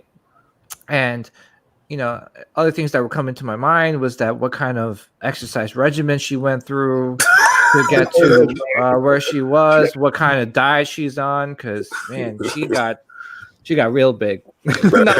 but like, going back to what you guys were saying, like, what changed for her to look like Rambo, like that transformation where she has so much hate, not only mentally but physically, you know what I'm saying, like to what changed so much for her that she is enraged with so much hate and so much muscle. Right. All right. So we're going to transcend into the scene where, all right, Dana and Ellie, we'll be moving around a little bit because we will give you a spoiler cast, but won't break the game for anybody just wanting to hear and just listen to the podcast. Right. So, all right. So now we're going to get to the scene where Dana and Ellie is at the what is that? They made it to the big Orpheum, the big theater, right? And they have that conversation where she finds out that Dana is pregnant.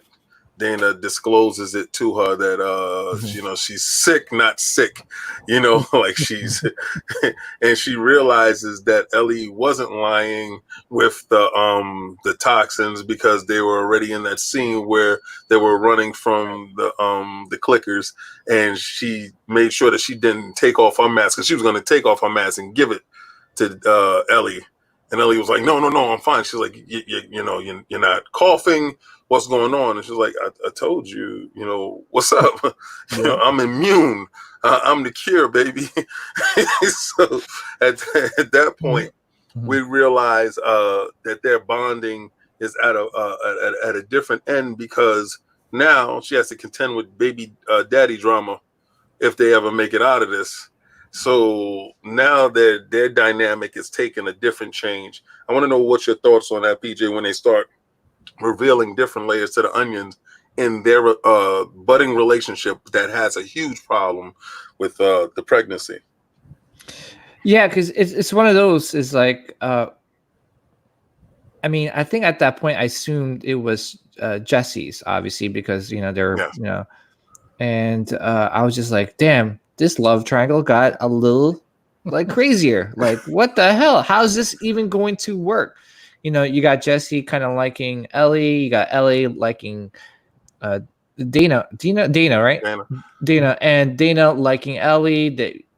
Dana has a baby with Jesse, and I'm like, what the hell is this? Is this Jerry Springer all over again? Like, what the heck? What kind of? But yeah, it was just like, man, it was just very, very, very complicated. At that point, I think I felt like kind of overwhelmed with like so many things like kind of hitting at you, because then Dana's finding out like Ellie is immune, and all that stuff, and I was just like, how's this going to play out? Like, what I'm saying? Like, once everything is settled, like, how's this going to play out in the end? So I was just curious, like, I mean, because if that's Jesse's kid, like, I'm pretty sure Jesse has to be in the picture, what I'm saying? And how's that going to play out with? I don't know. It was just like, what I'm saying? Like that. Yeah, it just got real complicated really fast. Yeah, complicated and claustrophobic because everything was just like intermingled, and in saying that, you felt claustrophobic. So how did you feel when Ellie separated herself from her? It felt relieving, right? And like like, okay, now I know it's like a straightforward path. Like it's like pretty like, okay, I'm going to go kill who I need to kill. Not like, oh my gosh, like she likes me and I like her and she's got a baby with another like baby daddy and I don't know what that, it's just like, I was like, I felt relieved. I felt super relieved when I left that theater. And it was, and and then you realize like you're starting to feel like how Ellie feels, because she had to leave that theater too. And you're like, wait a minute, I am so into this game, like I'm almost like catching the same feelings as the character I'm playing. And that's one thing I loved about the game, is that like you're so immersed that whatever the characters are supposed to feel, you're feeling too. So yeah, it was a great scene. It's a great story, man. Like for real, like this is like next level storytelling for a video game. Like I've never felt like this with any of the other games I played, maybe Silent Hill. I was scared of, really scared. Like, I mean, I only played that during the day. I mean, but that's just a different feeling in itself, Exactly. So all right, Punisher. They already go through that the red scene underground with the zombies and the mask and the revelation that actually Dana understands that really Ellie is immune, and they make it to the office, the theater, and they have that split up type of argument. Yeah. And what was your thoughts? What was the dynamic? Because I felt overwhelmed as well as PJ. It felt like highs and lows because Ellie was writing about Dina in her journal. Yes. Like she's crushing on her hard. Right. And then the scene where Dina is ready to give her mask to her for her, like ready to die for her. It's like if you're Ellie, it's like, okay, this girl I'm crushing on, she's ready to die for me. So we are tight. We're together. And so that's Ellie on the high. And then, oh, I'm pregnant with Jesse's kid. And so this puts Ellie, to me, this put Ellie back in the mind space of where do I belong? Like what's my purpose now? Because if Jesse's the dad and he's going to be in the picture, like, is it going to be me and Dina, or is it going to be Dina and Jesse? And I think that kind of helped drive her hate even more, because I mean I think with her there was some guilt over her stuff with Joel, but then also not knowing what's my purpose. Maybe I'm not going to end up with Dina because she's having a baby with Jesse.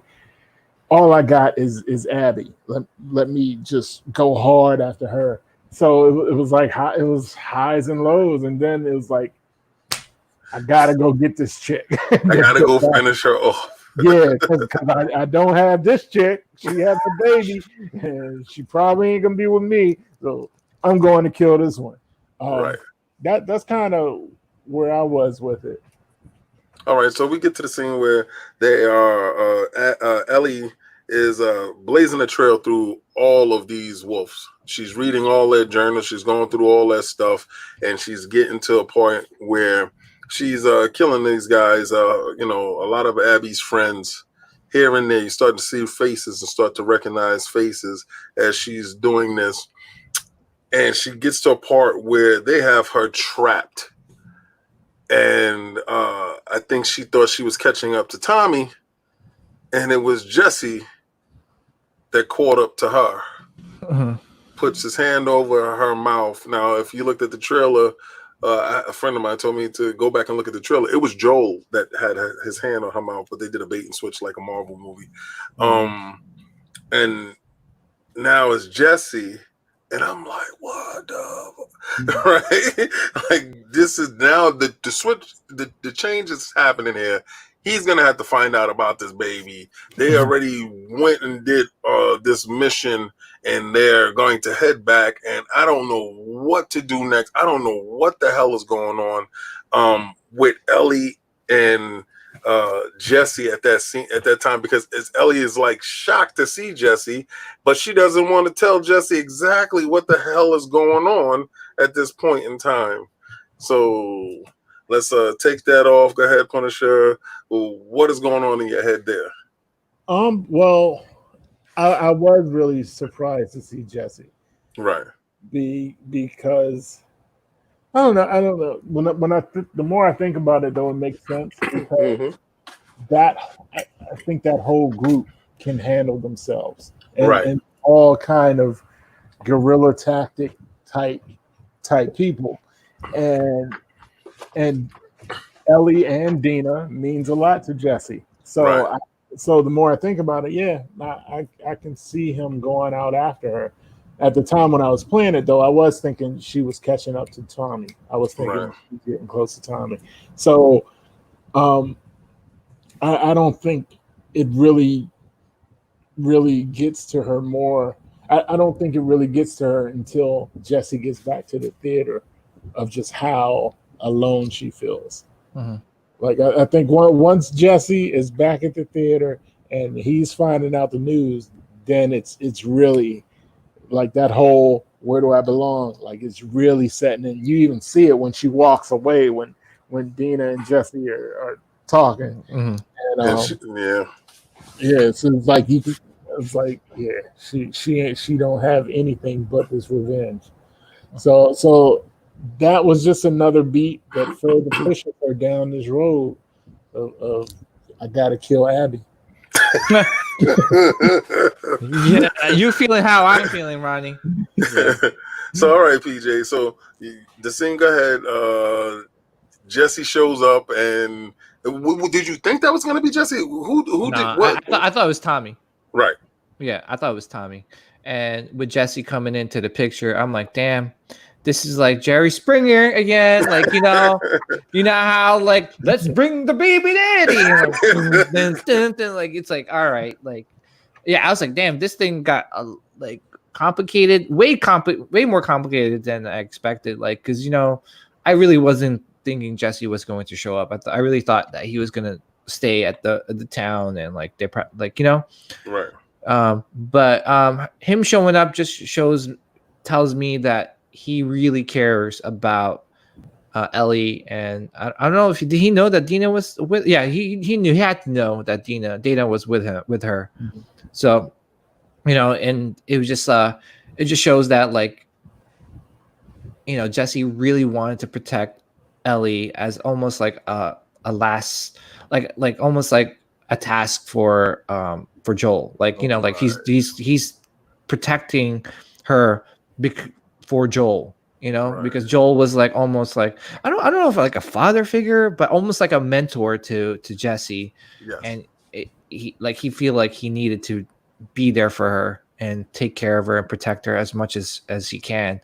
And again, going back to the movie theater, like when they're all together again, I was just like, man, this is just way too complicated. But then you see Ellie kind of looking at both of them, like Dana and Jesse talking, and they have like a little like banter going, a little connection. Right. And you could see like you could feel Ellie like how she's feeling, like a third wheel. Yeah, like the third wheel, and like she felt like unwanted. It's Right. almost like, I don't know about you guys, but when you're dating a girl and then like, she's kind of sort of friends with her ex still, and then like he comes along and he's like, hey, how's it going? They had like that connection, even though it's not really that connection that like you know like you have with that girl. Yeah. But there is that connection that you can never take away. And exactly. I just felt like that Ellie saw that and felt that, and that's why she's like felt alone again. And like I think Rodney mentioned that, like she felt alone, she felt like the third wheel, and she needed to separate and keep on killing. So all right, so we get from that scene, and what I noticed with that scene is when Ellie separated from, that's when Dana was treating Jesse's wounds. Mm-hmm. So that's a moment of caring. You're treating somebody. She's like, don't worry about it, I got it, or whatever. He's like, oh, I heard you were sick, or whatever. She's like, no, I'm a little bit better, and she leaves him alone to hash out that conversation and have that conversation. And she goes and she plays the guitar. And I thought the musicality in the game started to weave a thread. It started to weave a place of safe for Ellie. Because at that point, she was determined to learn what Joel had set out to teach her, how to center herself through the music. And she had the guitar, and she sat there, and anytime you had a guitar, you'll play the music. And I was noticing, like, using the PlayStation controller, it's like it's nice and fluid. I'm like, I'm having fun with it. My daughter's watching.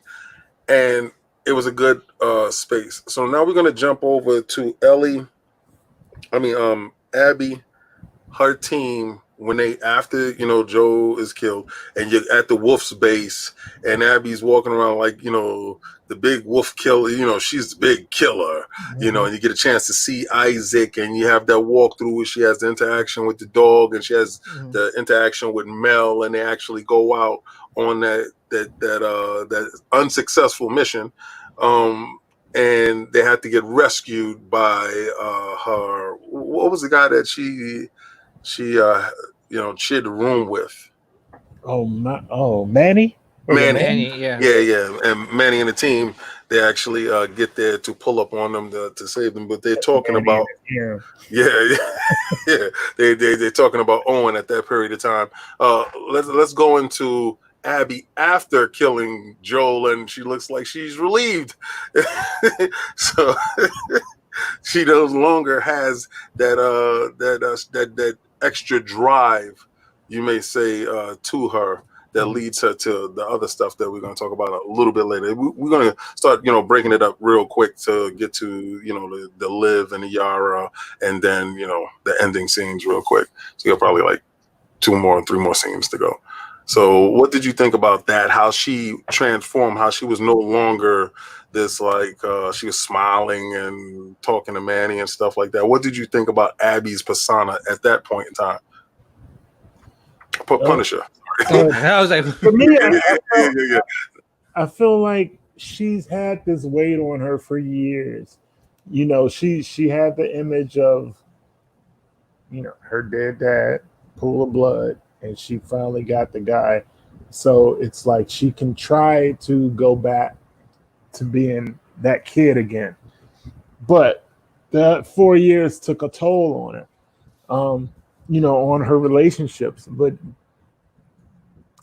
And it did damage that who knows if she would have ever been able to fix it, but she was making an attempt to. Right. As you're going through the military place, this isn't the part where she wakes up in the room. Is this where Manny wakes her up? Yeah. Okay, yeah. So Manny wakes her up, and you go out and you see that big ass gym. Yeah, you see where she got big. I was like, I stopped for a little bit. It was like, damn, that thing was deep. A whole gym in here. Yeah, that's Abby's second home. That's why she's the way she is. Yeah. And and they're going through and saying how, and you hear some of the conversations, like some of the people you meet later in the game, as Ellie kills them. Mm-hmm. She has little small conversations with, and it's just like, okay, like it's not as heavy, like the weight isn't heavy for her. And playing it, I felt that, like, right. But then you go out on your mission, and you could see that there is some tension between her and Mel when they're out, but you don't know the whole scope and the whole story. But I thought that was a good way to kind of break it up, and I don't know, like, other than the military operation stuff of it, right? I don't know how much more I got from that scene, except it did make me wonder about her relationship with Isaac a little more, because I guess she came off as like she's one of his prize pupils, and I wonder, it was Isaac like her new father figure, type of thing, since she was an orphan because her dad was dead. So they go from the Fireflies to the Wolves, and her and Owen are boyfriend girlfriend type of thing. So is Isaac like this new father figure for her, and she's under his wing for a couple reasons. He can help me get revenge, right? And he can be that father figure type of character. All right, PJ. Have at it. She wakes up and she's there. You see the facility and how her interaction is. Is she the same monster that you thought she was when she was killing Joe? No, actually, just to rewind a little bit, when I started playing Abby, I was just like, why the whole time? Like, why did it cut off there, and why am I playing her? But like, going back to that scene, it was one of those where you start to slowly see like her perspective, right? And like how she's not the crazy maniac that she showed in that scene when she killed Joel. And like you could see the wolf's base, like how it was a well-oiled machine. Like everything was just like organized. You got ammo packs here, and like you got the armory over there, you got the cafeteria over there. You saw everyone kind of like happy and kind of like interacting with each other. Yes. And it just shows you like, okay, like, all right, like she's human. She's not like like a monster.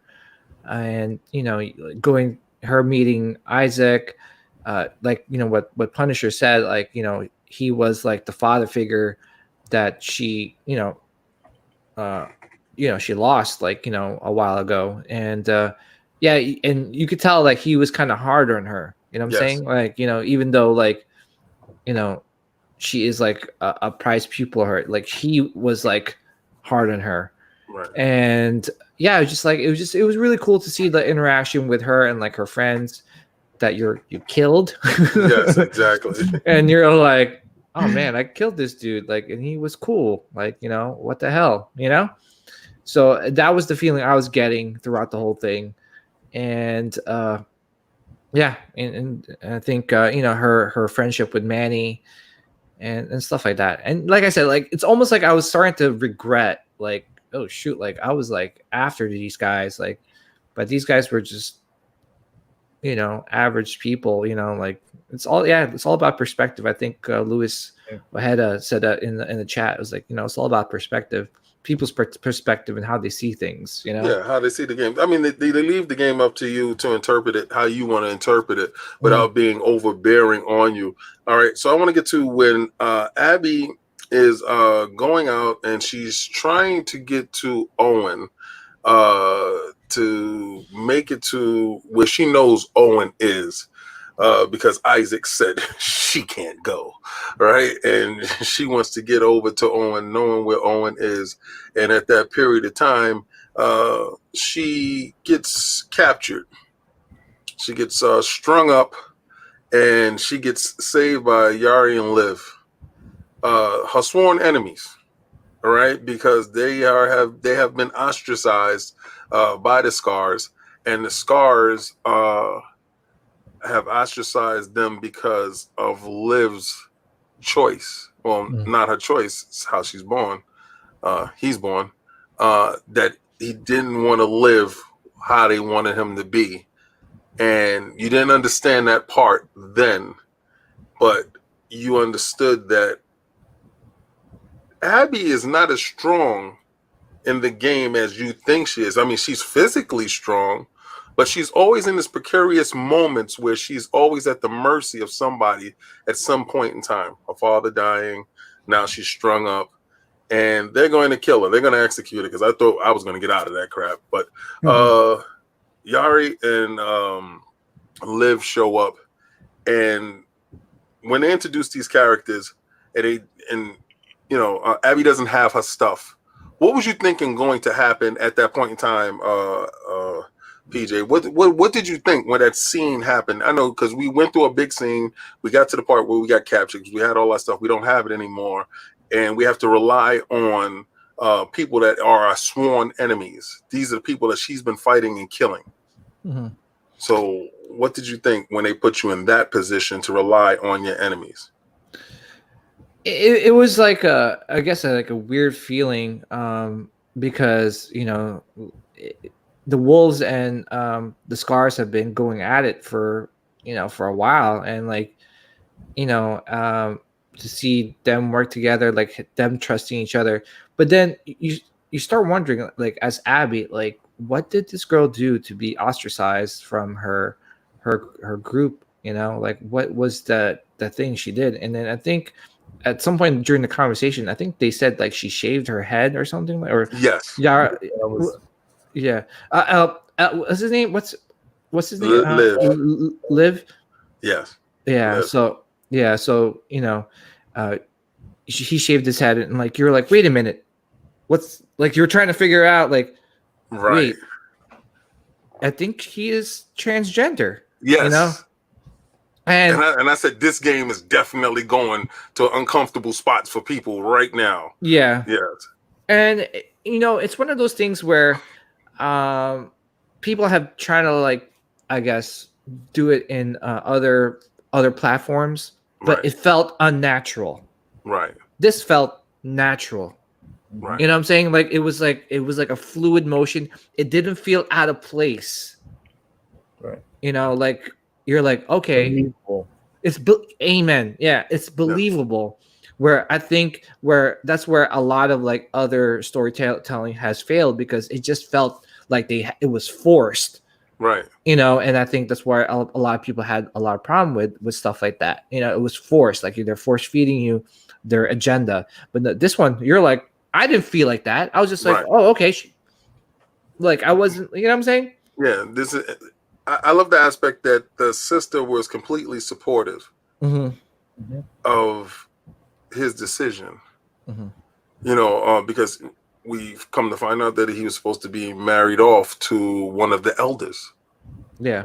Now, how horrifying is that for a little boy, right? You know, that's growing, that has made this choice in you know his life, and I'm watching. I'm like, wow, they definitely went deeper than I thought any game has ever gone, and I didn't think that, because I didn't know. Remember, Punisher had privy to this information going through, and I didn't. But I just love the support system. But go ahead, Punisher. Sorry. Oh no, you done? Yeah. Go ahead. Okay. Well, see, what the information I had was a lie, because everybody was saying Abby was transgender. Oh no. Yeah, so that's the information I had. And so that scene where Abby is getting hung, though, that was one of the trailers. Right. So in a way, Naughty Dog kind of threw out, here's a new character a long time ago, like we showed you her. Because I remember watching that scene in the trailer, and they didn't show Yari get her arm broke, but they showed everything else, and like, what does this have to do with Ellie and Joel? Right. And then, daggone it, you play that scene in the game, and that section where Abby, all her weapons are gone, and they're going through the woods, and she's got to melee everybody. I loved it, like the tension of it, the lighting, how dark it was, but you could hear all the sounds around you. Now with Lev, I kind of looked at it a little bit more like Mulan, because the way as they got into his story, you find out like first the throwaway line is, "Oh, they're after us because I shaved my head." Right. And then as they go further into it, you're like, "Well, I want to fight like my sister, but they were gonna marry me off to some dude," and so I'm thinking, all right, this is the Mulan story. They didn't even really get into, you know, sexual orientation stuff the way you would think they would if they were pushing an agenda. So that's why I say that this was very believable and tastefully done. Like it wasn't like there was no, hey, that's a part of life. There are people that are born one way and feel a different way. Yeah, exactly. And it's just part like I think something about the chromosome. I'm not too sure. It really, they do feel that way. They're missing that. Right. Didn't play any way else to me when I was playing it. I was just like, because I was confused at first, because remember, I'm seeing it. I didn't, no spoilers, no anything. I'm seeing it, and I'm like, okay, you shaved your head, okay, and they didn't want you to shave your head, like. But then he was like, marry you off. I'm like, marry you off to an elder, like. And then I'm like, oh, yeah. Okay. And I was gonna say, David, like I felt the same way, because I was like, man, shaving your head. Right. Like, why they get out here like that? Damn, they're crazy then. Yeah. But then, like, you know, it was very subtle, and the more I guess like they kind of like hinted at it, then you're like, oh, okay, all right. I'm liking this. Great storytelling. So seriously, at this point in time, I'm thinking I'm going through Abby's head, because remember, Joel saved her, and she's now doesn't have any weapons, and they saved her, and they're like, "Come with me this way." Remember, she did that to Joel. Come with me this way, and they finished Joel as an open house. So she's like being reluctant, but she's still going. And there's a scene where she's left outside, and they fight their way through it, and then they actually come back to get her because she's down there fighting on her own, and she thought that they left her because she's like, these damn scars, I should have never trusted them, blah blah blah. But they did come back for her, and they get a chance to get over to Owen, and they get over to Owen, and her arm is broken, and they got to fix it up. Now, I don't remember exactly because I'm trying to speed it up. I know we're closing in on 2 hours here. Trying to speed up. I don't know when the sex scene happened. I think it happened at that point in time, at that night, and Mel showed up in the morning, or was it a prior scene? It was before she went. So Abby left them in the trailer, right, and to go get Owen. Okay. It happened then, and then the next morning, Abby woke up and went and got them and brought them back. Okay. So let's just address the scene where she sees Owen, and that happens. First of all, I've never saw that ever in that nature that in a game. All right. So yeah. And I was happy. I was just watching it. My daughter was knocked out cold sleep because usually I thought it was gonna do just like Dana and Ellie. Fade to black, right. Yeah. No, they did not. And they didn't see what I liked about Neil Druckmann, what he did here. He didn't classify anything. He didn't tell you that you should feel a way about heterosexuals or non-heterosexual relationships. He allowed those to be exactly how they were organically, and this happened organically because they had that tension there. And I guess I don't know if that was their first time doing something or there was some long pent up frustration that they were engaging in, but she comes crashing down the next day when Mel shows up and realizes her space. So again, I noticed that Abby can never truly be happy at one point in time, because anytime she reaches an apex of happiness, it is reverted right back down to the baseline, which is none. And I've noticed a trend by talking to Punisher and talking to you, PJ, that Ellie is experiencing the same exact things. Yeah, I was going to say that. It's mirror. It's a mirror. Yes, there's a mirror. They're a mirror. They're of the same coin. One is just a head, one is a tail. Either way, they reach the heights, and it's being yanked away from them constantly. Yeah. So we get past that scene, and she has to go out, and she has to go out with Liv to get the medical supplies, because Liv knows how to get there within a 2-hour time. Abby doesn't, because the wolves, the way they do stuff, they do things on the ground tactically and organically. If you are building societies, if the world broke down, you will have 3 types of societies. You will have a military society, you will have a holistic society, and you will have barbarians. Right, so we saw the barbarians with the last group at the game, and you had the military dudes with the wolves.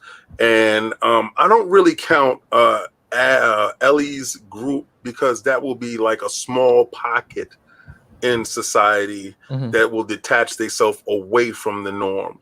The bigger groups would be, like holy, military, and barbarians, right? So now that we see that Liv is taking Abby to unconventional means, because we know Abby has a fear of heights, and she's helping her through this. It's 2 people helping each other through their fears, because she helps Liv through her fear of animals. She's terrified of the dog, right? And he is giving her words of encouragement as he's pulling her through. What did you think about, because this becomes a very strong pillar in the game, Abby's and Liv's relationship building at this point in time, because this is where the genesis of it really happens, when they have to go out and go save Yari, because if they don't, she dies. Yeah. Well, start with you, PJ. Well, this whole dynamic that they're having, I can't say Lev, right? Lev and Abby is like, reminds me of Joel and Ellie. Yes. The way that they're, she's like protecting, him and just their interaction with each other just really seriously like reminded me of playing Joel in the first game with Ellie, like helping me like in tough situations and stuff like that. And I think like you said, you mentioned before, everything's like mirrors. Like everything is just like love triangle here, love triangle there. Yes. Everyone's like somewhat connected in a way, not really, but in some sort of way. Right. And it just shows that like we all go through some sort of like this almost the same experience in life. It may not be exactly at the same moment in time, but we do experience what other people have experienced, and it plays well in this game. And it's everything is in this game is just just kind of teaching you a lesson about everything. And I just I really hope that Druckmann gets to put his 2 cents in like the HBO show that they're doing. Yeah. Because I mean, to translate, I think more people need to be exposed to this type of storytelling, because it really I mean, at the end of the day, it really teaches everyone like a lesson, right? Of how life is, so. Yeah, I mean, for me, it was like that was that bond. They were forming that bond with each other, and like I said, it's similar to Joel and Ellie. All right, so all right, Punisher. We're gonna talk about Abby's and Liv's bond and that bond building from going to get the medicine to saving her sister. What did you think about that bond building at that period of time? So I kind of looked at Abby and the whole Yari Lev thing as a second chance or a chance for her to start doing things right. Right. Like turning over a new leaf. She was doing the hate for a while. I saw her bond with these 2 characters as a way for her to start doing a lot of good. Right. And you even saw it with her nightmare. It's like she had the nightmare of her father dead, and then the nightmare of the 2 kids hanging, and that's what woke her up to go get them in the first place after the night with Owen. So I saw this as her way of trying to find some redemption. Right. And the way they played on her, the way they showed her weakness as they're going up in the sky and going across the tiny little bridges, and her fear of the heights. Oh my goodness. I was scared to move the controller. Because you feel it, and like the cameras change in subtle little ways, and the wind shift, and it's like this big strong beast of a woman. Yes. But she up there, and the little boy, he just running. Yeah, he's like, yo, just hop. And she's like, oh my God, like she's freaking out. And it was so great how they showed that as tough and strong and in some ways vicious as she could be. Yeah, she has a softness and has some vulnerabilities. And but yeah, I saw her whole thing with Lev, kind of like a Joel and Ellie, and as like a second chance, a way to be better. All right, so we get past that part now. Abby's on her, they get back and they get the medicine, and Yari's on the mend. Go for it. I'm sorry. Before we do that, can we talk about that basement scene? Go ahead. Oh, you're talking about the Rat King? Yes. The Rat King. Fight with the Rat King. So I'm gonna tell you. that gave me so much stress. Because the first time, for the first half an hour, I was playing it thinking I had to escape. Oh, you wasn't killing them. I didn't think I could kill him because I was shooting stuff at him, and she was saying stuff like he just won't die. And I guess I took that as a cue. Okay, maybe I'm doing it wrong. So I spent so much time running through that thing, trying to look for climb on and escape away, because you go through that whole scene where you're getting through the doors and it's like a horror movie, and I'm just thinking I'm supposed to get away, and then about half an hour, 45 minutes into it, like, all right, let me try to kill him. and after throwing everything at him and getting in a situation where you could get down the hall and take a bunch of shots and then run around, get down and shoot him as he's coming to you, and then that little one, the other one breaks off. Oh because yeah. Cutscene, and I'm like, yes, I got him. The other thing breaks off. I'm like, oh my god. Well, at least I know I'm on the right track because I got a new cutscene. But then you fighting with that little one that breaks off, and gotta learn to ignore him and take care of the big dude. But yeah, that scene, I was dealing with that thing for an hour because at first I didn't think you could kill him, and I was just trying to run away and escape. Did you go straight at him, PJ? Yeah, I went straight at him because I had like so much ammo. Because basically the whole game I was kind of like doing it in stealth mode. Yeah, stealth kills, and I was just because I was playing it like a notch below like the most difficult one. Okay. So I was just like, oh, maybe they're not going to give me a lot of ammo. So next, you know, I'm like, when I came down to his part, I was like, damn, I got like all this ammo. I'm gonna unload on his butt, and I was just like throwing like dynamites and whatever. That's what I was doing. Yeah, pipe shotguns, and I was just like, but then like I realized that I was in the right path when the little dude broke off, and I'm like, all right. I was like, oh shoot, okay, cool, yeah. All right, so we get to the part where Ab and Liv gets the medical supplies, and you know because of Nora, and we go back. Now as we're going back, the same time Ellie gets in there and she puts Nora down, but then Nora realizes that Abby is not Ellie is not coughing down in the fibers that's in the spores that's in the air, and she realizes you were actually her. We had you there. We let you live, and this is what you do. We let you live, and this is what you do. And we seen a scene that scene is when Ellie takes out her rage, because the game doesn't give you no option to walk away and leave her. And she takes out her rage and she kills Nora, where Nora is going to die. If you leave her there, she's going to die anyway.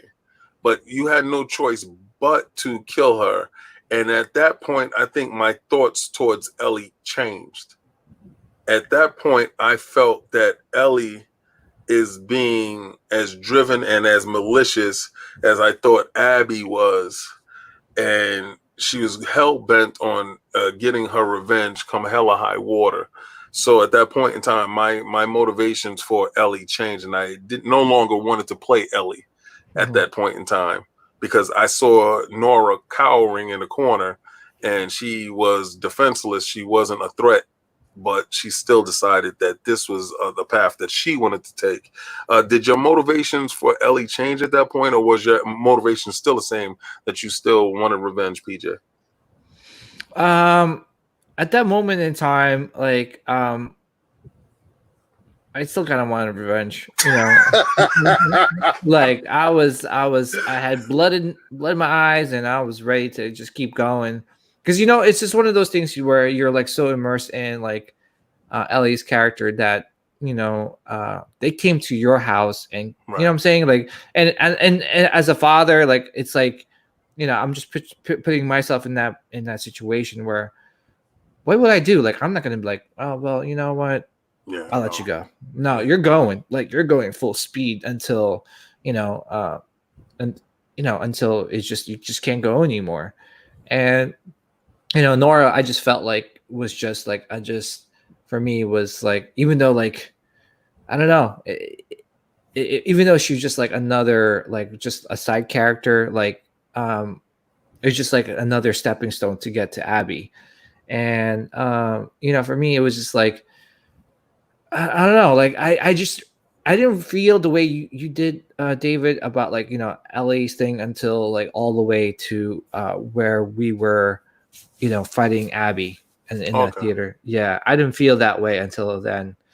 Even then, I was still kind of like had like still rage. Yeah, Team Ellie. You were still Team Ellie at that time. Yeah, I was pretty much Team Ellie for most part of the game until towards the end. So. All right, Punisher. Real quick, what was your opinion of Ellie at that time where she had a defenseless Nora at the door?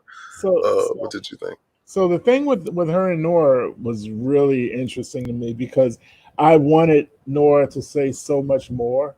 Right. Like because I felt like all through this, Ellie was just thinking this is a revenge beef with the Fireflies, and she doesn't really understand who Abby is. Right.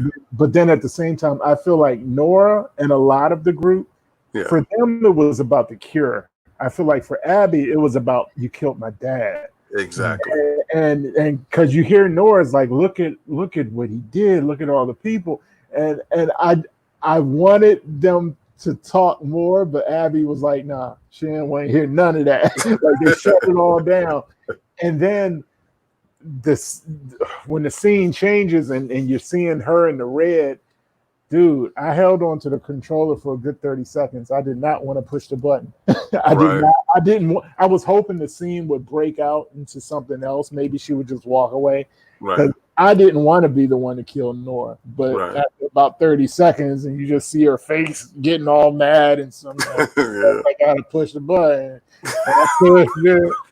You push it 3 times and she bashed brains in, and I did not feel good about it. I didn't hate Ellie there yet. Like that wasn't. There is a point in the game where I wanted Ellie to die, but that wasn't it. But I was like really unhappy that I had to do this choice. Yeah. Mm-hmm. All right. So now we get to the part where they heal Yara and Liv breaks off, and Yara and Abby have to go find Liv. So they leave Owen and Mel and the dog back at the compound at the boat, and they're talking about leaving out. And Mel tells Abby, because Abby thought that she was going to go with them, and Mel said, "Yeah, I'm going," because she thought Mel was going to stay with the wolves, but she was like, "Yeah, no, I'm going, but you're not going." And she tells her, "You're a horrible person, and everything you touch turns to shit," basically. And they head out to go find Liv. They find Liv in the village. They get to the village, and Liv kills her mom's out of self-defense. And the sister is crying over him because he's cowering in the corner because he tried to come back and save his mother, but his mother was so hell-bent on her opinions, her dogma, that she would rather take him out than him be who he is. And in that part, that kind of, saddened me, inside, that it came to, that's what the kid had to do. All right, so we're going to move past that scene because Ellie gets to Owen and gets to the dog and gets to Mel and kills them quite brutally. Now, Abby comes back. She gets to live. They get to live, and they're coming back. They run into Isaac. This is the scene that is a little bit pivotal. So we're just gonna frame it real quick because we want to close out real quick. Isaac pulls a gun. Yara's on the floor. Isaac pulls a gun out on him and tells Abby to step out of the way of these 2 scars. They're the enemy. What are you doing? Step out of the way. And we already know at this point in time that Abby's the true, his best killer or whatever. But here's her father figure, her second chance at a daddy. And he's explaining to her, either get out of the way or I'm going to kill you. And that scene ended with him being shot by Yara and Yara being killed and Abby have to flee with Liv. What did you think at that point in time, just to encapsulate it real quickly, about that interaction that she had to have, her last interaction with the second father figure of her life, Punisher, and then we'll hit you, PJ. It pissed me off because it made me I was under the impression that Isaac kind of looked highly or favorably on her, but to not even listen to her and just to be willing to kill her just to kill the Scar or was it Seraphins or whatever? Yeah, Seraphins at that point in time. Yeah, not even hear this girl who you raised for the last 4 years, not even willing to hear her out. And when Abby was like, "No, I'm not moving," I mean, I was completely team Abby from then on. And when Yari shot him up, I was like, yes. I was like, because that just was such a moment that really made me. It was like, was he just really using this chick the whole time? Did she not matter at all to him? Like, you don't even listen to her. Like, so, but yeah, that scene, I was at times I was like, I like Abby, but dang, I like Ellie too. But at that point, I was like, she is definitely the good guy. Like, I was completely team Abby at that point. All right, so PJ, where was you at that scene? Yeah, so with that scene happening, Isaac was very hell bent on killing all the Scars, and I would thought that would change with Abby being there, like being her being like his number one pupil or number one soldier, and I thought like she would change his mind. Like, listen, hey, don't kill these people. They're they're my friends. They saved me and all that. And he was like, get out of the way. And I was just like, we'll deal with you later. Yeah. Yeah. It's like, oh, this dude needs to die. Like, and like, and I'm glad that Yara saved them. I saved her.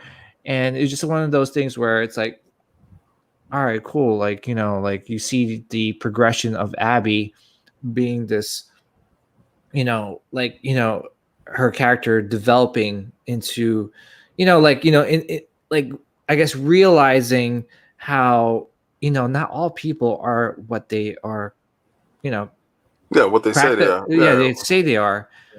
And I think that kind of plays on to the rest of the game from that point on, because there was like a moment in time where, there was a situation where she had to make a choice, and Lev was there to kind of slap some sense into her.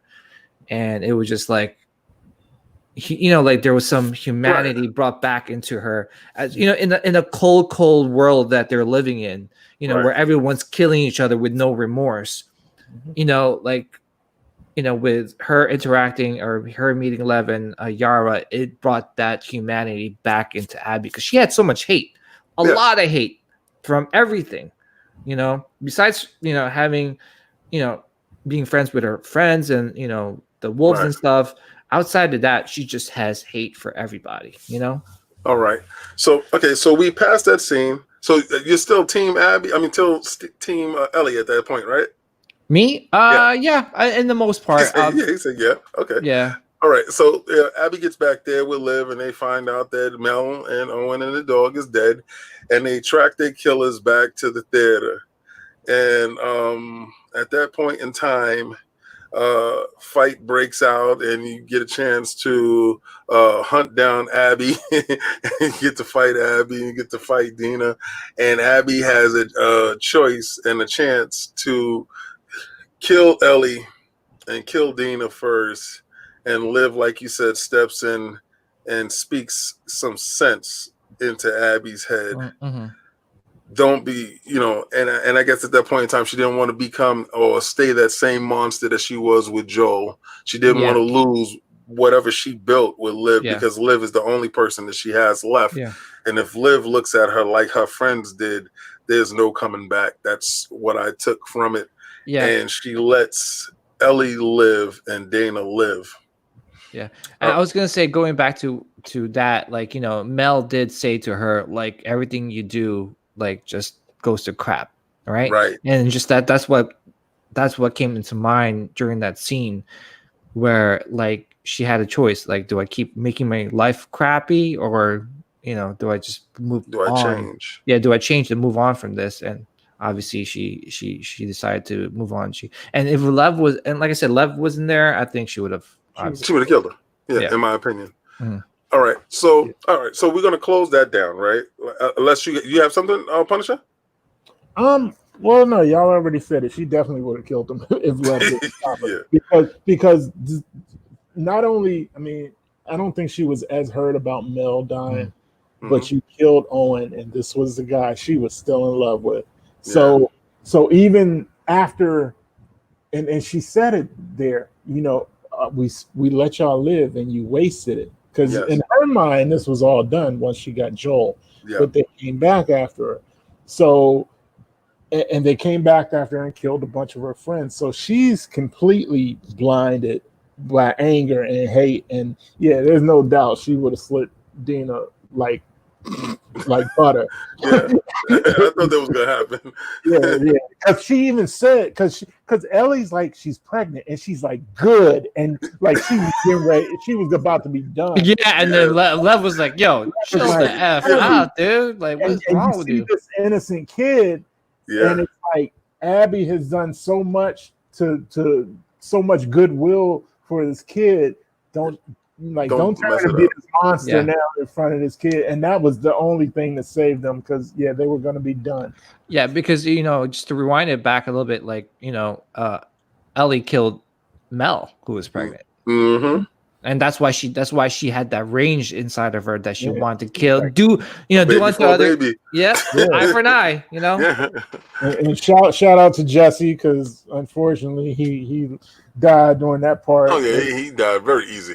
Yeah, that was just, that was just unlucky to be on that side of the door. If Ellie was on that side, she probably would have caught it. Yeah, so he dies and Tommy gets shot in the head, and I think Tommy's dead. All right, so the game, I thought the game ended. I thought, okay, don't you ever come around these parts again. Type of conversation went down. If I ever see you again, it's on like Donkey Kong. And I'm gonna tell you though, that fight against Ellie, it was fun. Because Ellie was kind of a badass, setting the traps and all that, and like y'all were getting the scuffles and break up, and she would roll out with the shotgun. I was like, and you saw how different and diametric each character was. Yeah, like when you played them, I was like, yo, that's exactly how I play with her. Yeah, with that I was gonna say that too. Yeah. I was like, yo, that's how I set traps up. You know what I'm saying? Like, and I was just like, well, it just kind of shows you from a different perspective that how badass Ellie was. Like, like you think about it, like, when you're playing her, you're like, damn, how is she killing all these people, like these strong men, and like how she's kicking all, and she's not like, she's not like Abby. That's why I'm trying to get. That's my point. She's little, skinny, she's scrawny, but she's smart, and she knows how to, very cunning. Yeah, very cunning. Very cunning. Section with Tommy was tight too. Yes, when he was like, pow, pow, just ripping your heads off, pow. Right? So, okay, so I'm thinking the game is over, and then we see the field. We have Ellie at the house with Dana, and as the baby. Then Tommy shows up. And Tommy shows up, half a broken man with a broken relationship, talking to Ellie, talking about you're not going to get revenge. And I'm pretty sure that he felt that he wouldn't feel like that. He wouldn't be in this position. He wouldn't have lost his relationship with his wife. He wouldn't be half a man that he is now. He wouldn't be all bitter that he is if she didn't push the subject to go get revenge for Joel. And we also know at this point in time, Abby and Liv has found a place that's inside where was that? Seattle? Barbara. Yeah, Santa Barbara, something. California. Yeah, they were in California. They found out that the Fireflies were in where they said they was, and when she comes out, she gets captured. Okay, another high point to a low point for Abby. And we have Ellie taking it upon herself to leave. But before she leaves, Dana tells her, come back to bed.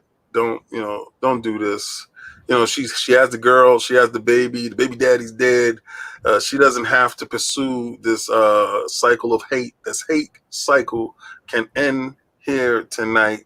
Just come back to bed and go to sleep. She decides not to, and she goes out. The only reason why I'm speeding it up is, you know, we're at 2:30, 2 hours and probably almost 30 minutes, right? And not to say that this part is not very important. This part is very important. The stuff that we are talking about is very important. But at the same time, for longevity's sake, we're just going to get to what I guess we all want to talk about is the climax of the game. You know, we found out that Abby and Liv has got captured by the bandits. I forgot their names at this point in time. Rattlesnakes. I'm really pissed off at this time. I'm really pissed off. Find out that they're picking cotton in the field and, you know, food and stuff like that. And Ellie makes it to the compound when they're holding her, and Ellie's tears as getting to her, you know, wound on her side, gets there, and she sets free all the prisoners. And one of the prisoners tell her, "Oh, you're looking for Abby? Abby tried to escape with the little boy not too long ago, and they probably dead, but they're down near the docks, strung up. If you go down there, you'll find them down there." And you go down there and you see one person up there, which I thought was Abby, but it wasn't Abby. Then I find Abby and she's shaving, she's scrawny, her muscle definition is gone. Yeah, yeah, she looks like what was that baseball player with all his muscles gone? Not Barry Bonds, the other one. Jose Canseco? No. Yeah, all his muscles left. And she's looking like him, and she's all scrawled out. And Ellie has a chance to leave because Abby's broken, and all she cares about is Liv. And she puts Liv in the boat, and Abby has another PTSD moment, and she looks over, and she says she started this in blood. She has to end it in blood. And she goes at Abby. My thoughts on that scene was it's very hurtful, and it was very hard to deal with, because I said these are two broken individuals and they both have nothing left, but we don't know how much they both really lose at this point. And what did that scene feel to you, PJ, being that we're at the conclusion of the game? We done braved through all the stuff, we done killed as many people as we can kill, and we're at the last two people of the game, save Liv that's inside the boat. What was your thoughts at this point in time? Yeah, I mean, are we gonna like go for it all the way to the end? Like, yes. What's my thoughts after after the whole situation? All right, so you know, I was Team Ellie, you know, almost like throughout the whole game, right? Like, you know, I was just like revenge. I'm coming after you. You know, you came after, you know, my family, and it's just one of those where, you know, you get. First of all, I thought the game was over. Like, right. I'm like, oh shoot, I can see why people are saying this sucks. Like, I don't want to end like this. Like, are you kidding me? Like, this is like leaving a hole in, you know, in your heart. Like, you know, you need to end. You need some sort of closure. So, I mean, obviously, I was happy when it kept on going, and I got to kill some rattlesnakes and all that, and blow them up, and that was pretty cool. And you know, but going to that part where, you know, they're all like in like crosses, sort of, right? Like on the beach, it was like, oh my gosh, like this is so scary. Like, and I'm walking there and I'm looking for Abby. At first, like, it took me a while. Like, I'm like, where the hell is Abby? Like, I don't see her. And then I'm like, yo, am I in the right place? Like, there should be. Then I saw Lev like in one of the crosses. I was like, okay, I'm in the right place. Let me keep looking. Like, and I just kept on looking up to each face, and then I saw Abby, and then that's when, you know, you could interact. Right.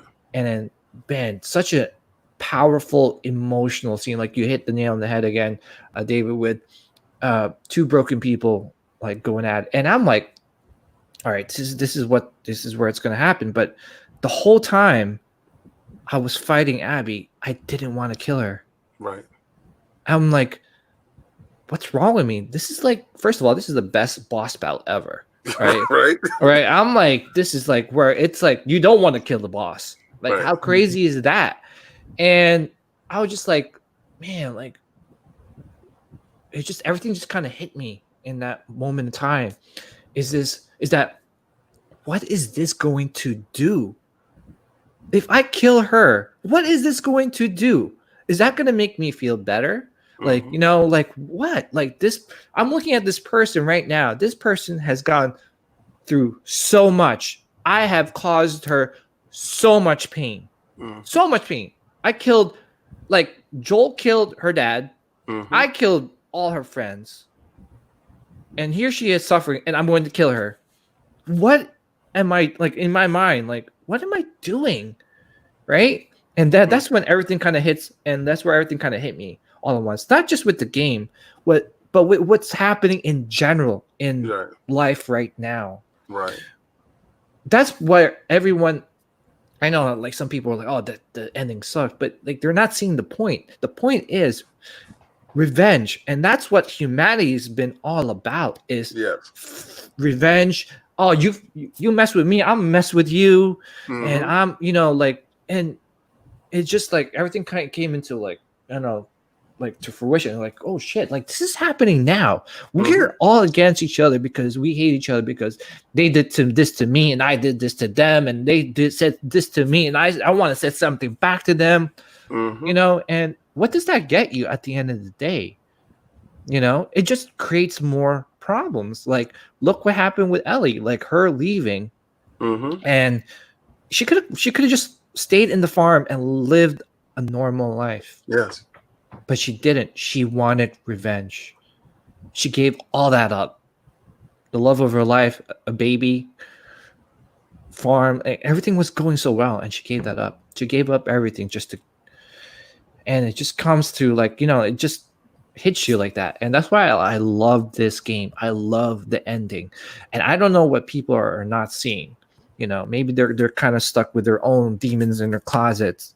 They didn't confront them, right? Yeah, they're like, like what you said, David, like, this game will bring you to places where you don't want to go and don't want to talk about.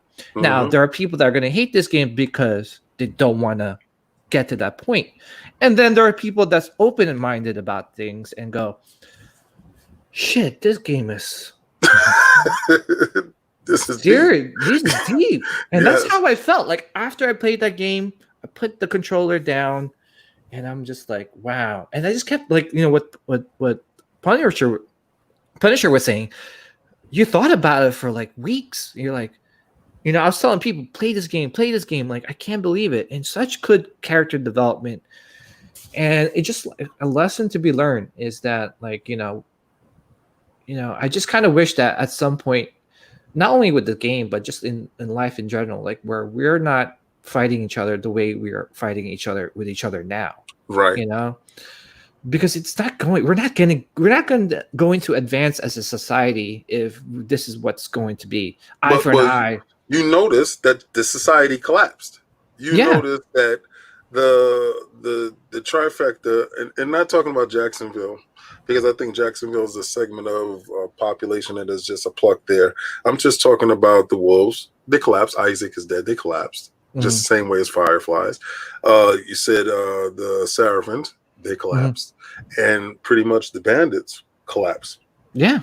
They all kill each other. Yeah. That's it. It's a cycle of hate. So I want to bring it to you, Punisher. You're at the climax of the game. You are on the beach. What's up? So even before the beach, when she leaves the farm, that is the point where I was done with Ellie. When she left the farm, I wanted her to die. Like, I think I even posted on Facebook something like, there's a point in the game I wanted Ellie to die. When she leaves, like y'all said, she had it all. She was happy. She had a place to belong now. Unfortunately, Jesse's dead. But because of that, you don't have that doubt about you and Dina anymore. Y'all are at peace. And Tommy came and just twisted a little bit to get you right back in it. And whether it was some guilt about how things with you and Joel went, or or just you couldn't get the images out of your head, you went after this girl again. So you go through all that and you find her and you cut her down. I did not want to fight her. I did like this when you're following her. I didn't even want to go up the thing and follow her. Like for me, that fight took so long just because I would dodge and hit her and not do any combos or anything. And I would try to back away. There was even a time when you get her down on the ground, she's on all fours, and I backed away for her to get up, just hoping there was going to be a cut scene where we could end this because I did not want to kill her. And then finally you get to the section where she's on all fours and she's not getting up, and you kick her over and start choking her. And I'm just, I got the controller in my hand, and I'm just like, yes, sir. Like, stop, like, stop. And when the camera goes to Ellie's face, and you start, like, they did a great job with faces on this game. Yes, because you could read her emotion and her hurt as like she's choking this, drowning this girl out. This is what you wanted. You wanted to kill her, but she's breaking down, crying, and then you get that flash of Joel at peace, and then the way she gets off of her, and you hear her weeping, like just take them and go. And dude, I was sitting there like a baby, like tears coming down, because finally I felt some hope for Ellie, because I hated who she was becoming. So when she got off of her, I was like, all right, there's a chance, because she was gonna be that monster. If she had killed Abby, you would have played this game and you would have been the bad guy at the end of this game all the way through. And like a part 3, I would have been like, I hope Ellie dies at the very beginning. Exactly. Hope she Joels. So, and just to respond to Tyrell Reed, I think you also have to remember that like Ellie killed all her friends. Yes. And including like the love of her life, and one of her friends that was pregnant. So much more. Yeah, and that's why, like, I can, maybe that moment in time where she let her live. It was like, even though Jesse died, like, Abby lost so much more. So much more good friends. So I'm at the point, and this is my summation of it. When Tommy shows up, and Tommy's guilt tripping her into leaving this great situation. You got the girl you always wanted. You got a baby with no baby daddy. You got a farm with excess sheep. You're eating good. The land looks fine. The house looks great. Your wife looks great. And you play your guitar, because she goes up into the room and she plays the guitar. She plays the guitar. This is the last time you'll be playing the guitar, before you head out. And, Tommy shows up. Tommy is downstairs. And Tommy, you can see, is a broken man. His eye is closed. He no longer got that dead eye shot. He has something going on with his chest, and his leg is limped out. And him and Myra is broken up. And I'm pretty sure it's because of the man that he turned into, bitter and changed with revenge and hate. And that's what brought him back. He came back a broken man because he went to chase hate. And it destroyed his house life. And he's looking at Ellie, and he's hating what she has. So he guilts her into going out, and she's suffering from PTSD, and she's having her nightmares in her sleep now, like Abby. And, how many times has your girlfriend or your wife told you, your mother, you're about to go do something, and tell you, why don't you go to bed? Why don't you not just go out tonight? Or why don't you just sit your butt down? And you wind up probably looking through a jail cell, or or throwing up in some corner someplace. Yeah. Knowing that you should have stayed your butt at home. So Ellie, heads out, and she goes and she gets to Abby, and she cuts Abby down. When I saw Abby, a tear ran down my eye, because all I thought about was the horrors that she went through when she was at that compound and what they did to the people. Because when I saw the people, I was like, what the hell was they doing to these people? And then I saw, Abby, and I saw Liv, and She puts a lid in the boat. She just wants to leave. She's done. She doesn't want anything. She doesn't even thank her just because she can figure out you're here for more than saving me. You're not here to save me. And I just want to leave, and I don't want anything. I gave you your life. Let me get mine. And she puts the knife to the Liv's neck, and she's like, "No, you're gonna do this. This is what you're gonna do." And at that moment in time, I hated the character. I hated the character because you left everything that you had, and you're here. You're ready to tear away everything that she has for hate. So I let her die like 15 times. I swear. I'm sitting there crying, tears coming out my eyes. I'm like, how could you do this?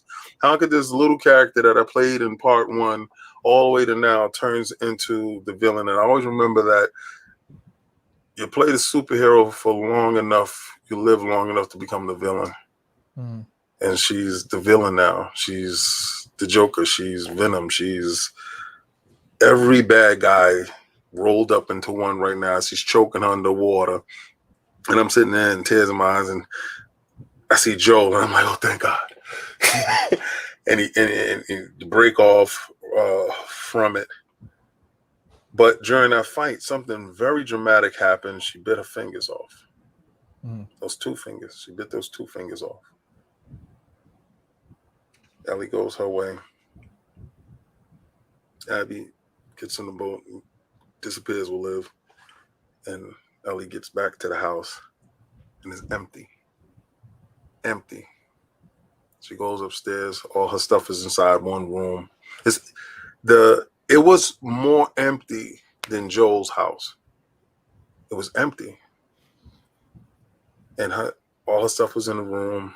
Her records, everything that she played, all the little life that she built was summed into one little room. And her guitar was sitting there. She picked the guitar up.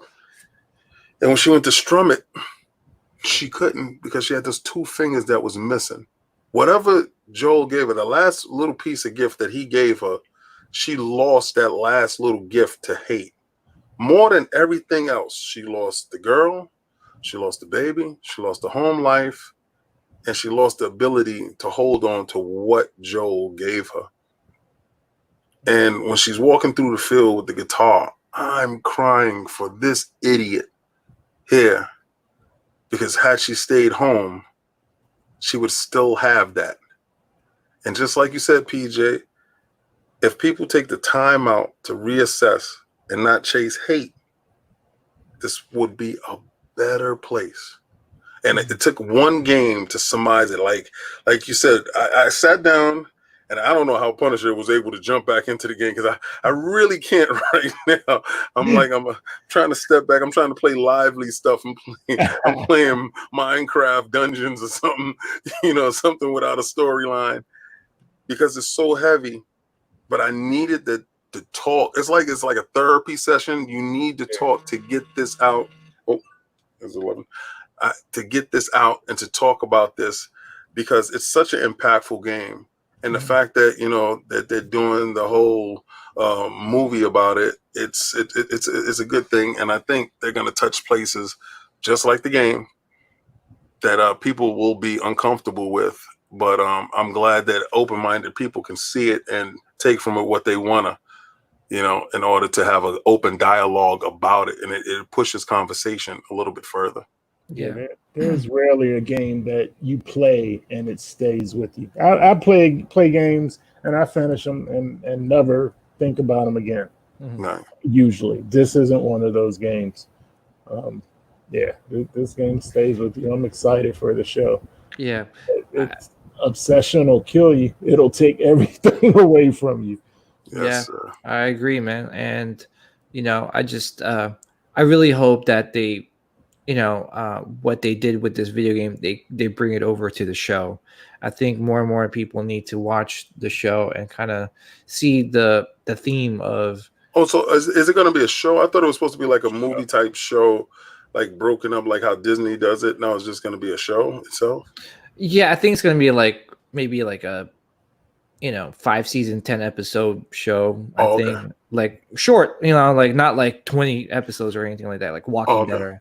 Yeah, but I just hope that they do it in a tasteful way, and they bring over all the themes from the games into the show, because people, I just think that it needs, like you said, I think people need to be uncomfortable to with topics like this, so that they could bring it to the table and discuss it. And like what Rodney said, like, I never felt like this with any video game. Like, you beat a video game and you're like, oh, cool, that happy ending, closure, move on.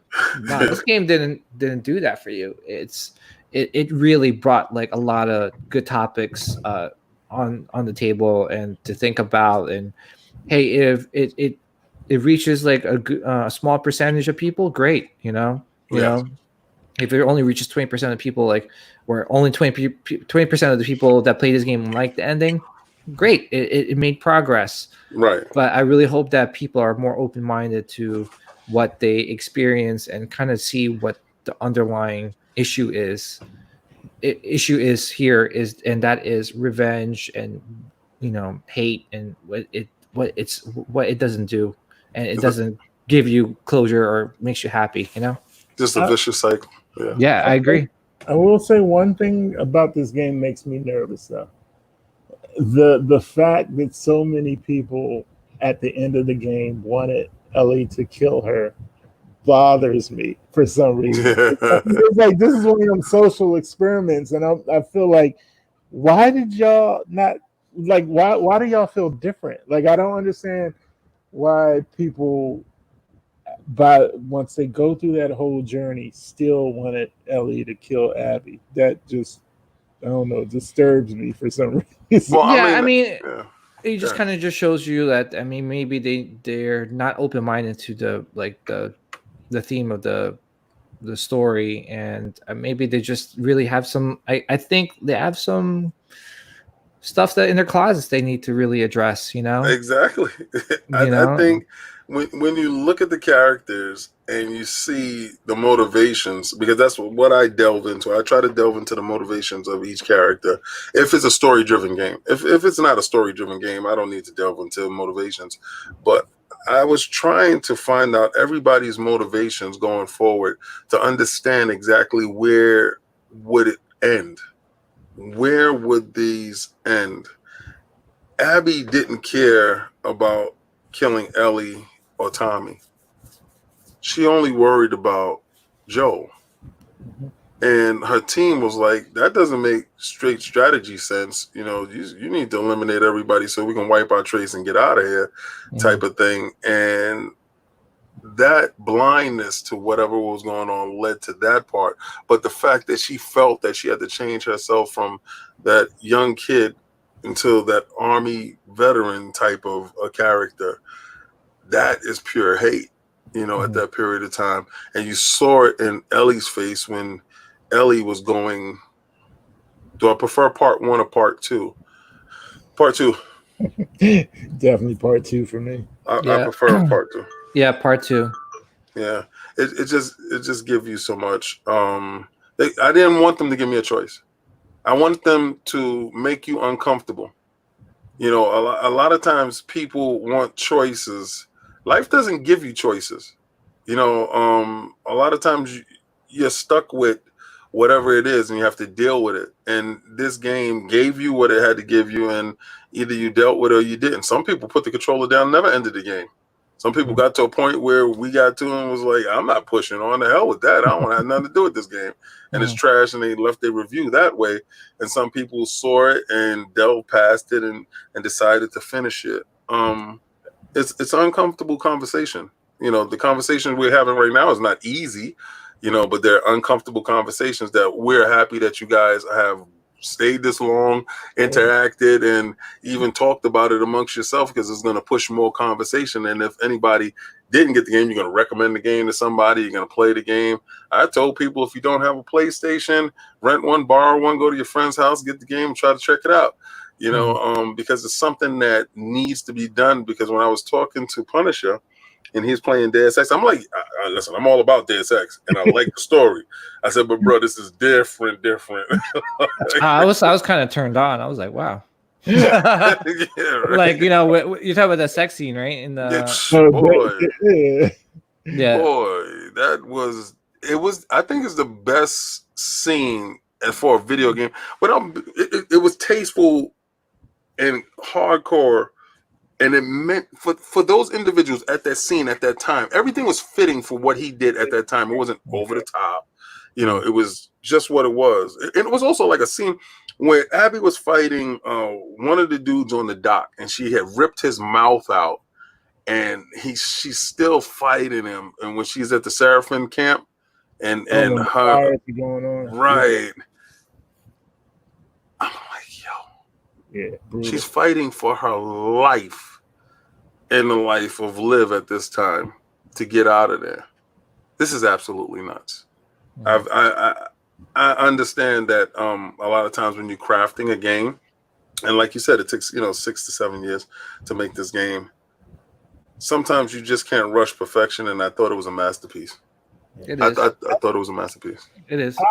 I don't think I would have been upset if they gave you a choice, but I would have made the same choice the writers made. Now, I'm one of those guys that want to see all the endings, so Right. so I would have made my gut choice would have been to let her live, like what happens, and then Right. I would have went back and killed her to see the other ending. But I don't know. Well, if they do another one, I believe so. yeah, if they're going to do a part 3, they got. I mean, this isn't a Mass Effect type of thing. They're going to have to pick. Well, the thing is this: we don't know what happened to Abby and Liv. We don't know what happened to Tommy, because remember, Tommy left as well. Right? Remember, Tommy's out there as well because Tommy wanted revenge as well. He said, "If you're not you going to do this," think he went back to Johnson? No. Pissed off? Because remember, he said, "If you're not going to do it, I'll do it." All right. So Tommy's out there as well. So we don't know what happened with that, and we don't know. Yeah. Well, we'll see. Go back and look at it. Yeah. Yeah, and then you have Ellie. What happens with Ellie after this? But this is our 2 hour and 40-something minute breakdown of The Last of Us 2 spoiler-filled review. And I'm gonna go to you, Punisher. 1 out of 10. What do you get the game? Oh, for me, it's a 10. This is easily the game I will think about for the longest time ever. It's right up there with The Witcher, which is my favorite all-time game. But yeah, this is right up there with it. And PJ? Yeah, I give it, like, if I can give it more than a 10, I would definitely give it more than 10. I mean, good gameplay mechanics, great graphics, great storyline. And I really hope that this is the standard for a lot of storytelling video games. Like, you know what I'm saying? Like, moving forward, like, I hope we get more stories like this. Not just like your black and white, like, okay, get from point A to point B, kill the bad guy, and because how many times have we done that in our video game career? Right. And it's 99% of all games, and everything's closure at the end. And that's why I love this game. I think this is one of the best games I've ever played in my entire video game career or life. And really looking forward to them making a third one, hopefully. I mean, what would they do? Yeah. Maybe Abby and Love. Yeah, well, they got a lot of stuff that happened. Like, we didn't know what they would do with part 2. I give it a 10. I felt that Neil Druckmann's genius was in full effect here, from the musicality of the game, how he wove certain parts of the story together, how he made you feel for characters that you didn't want to feel for, how very minute characters played a larger role than you ever thought they could. I felt that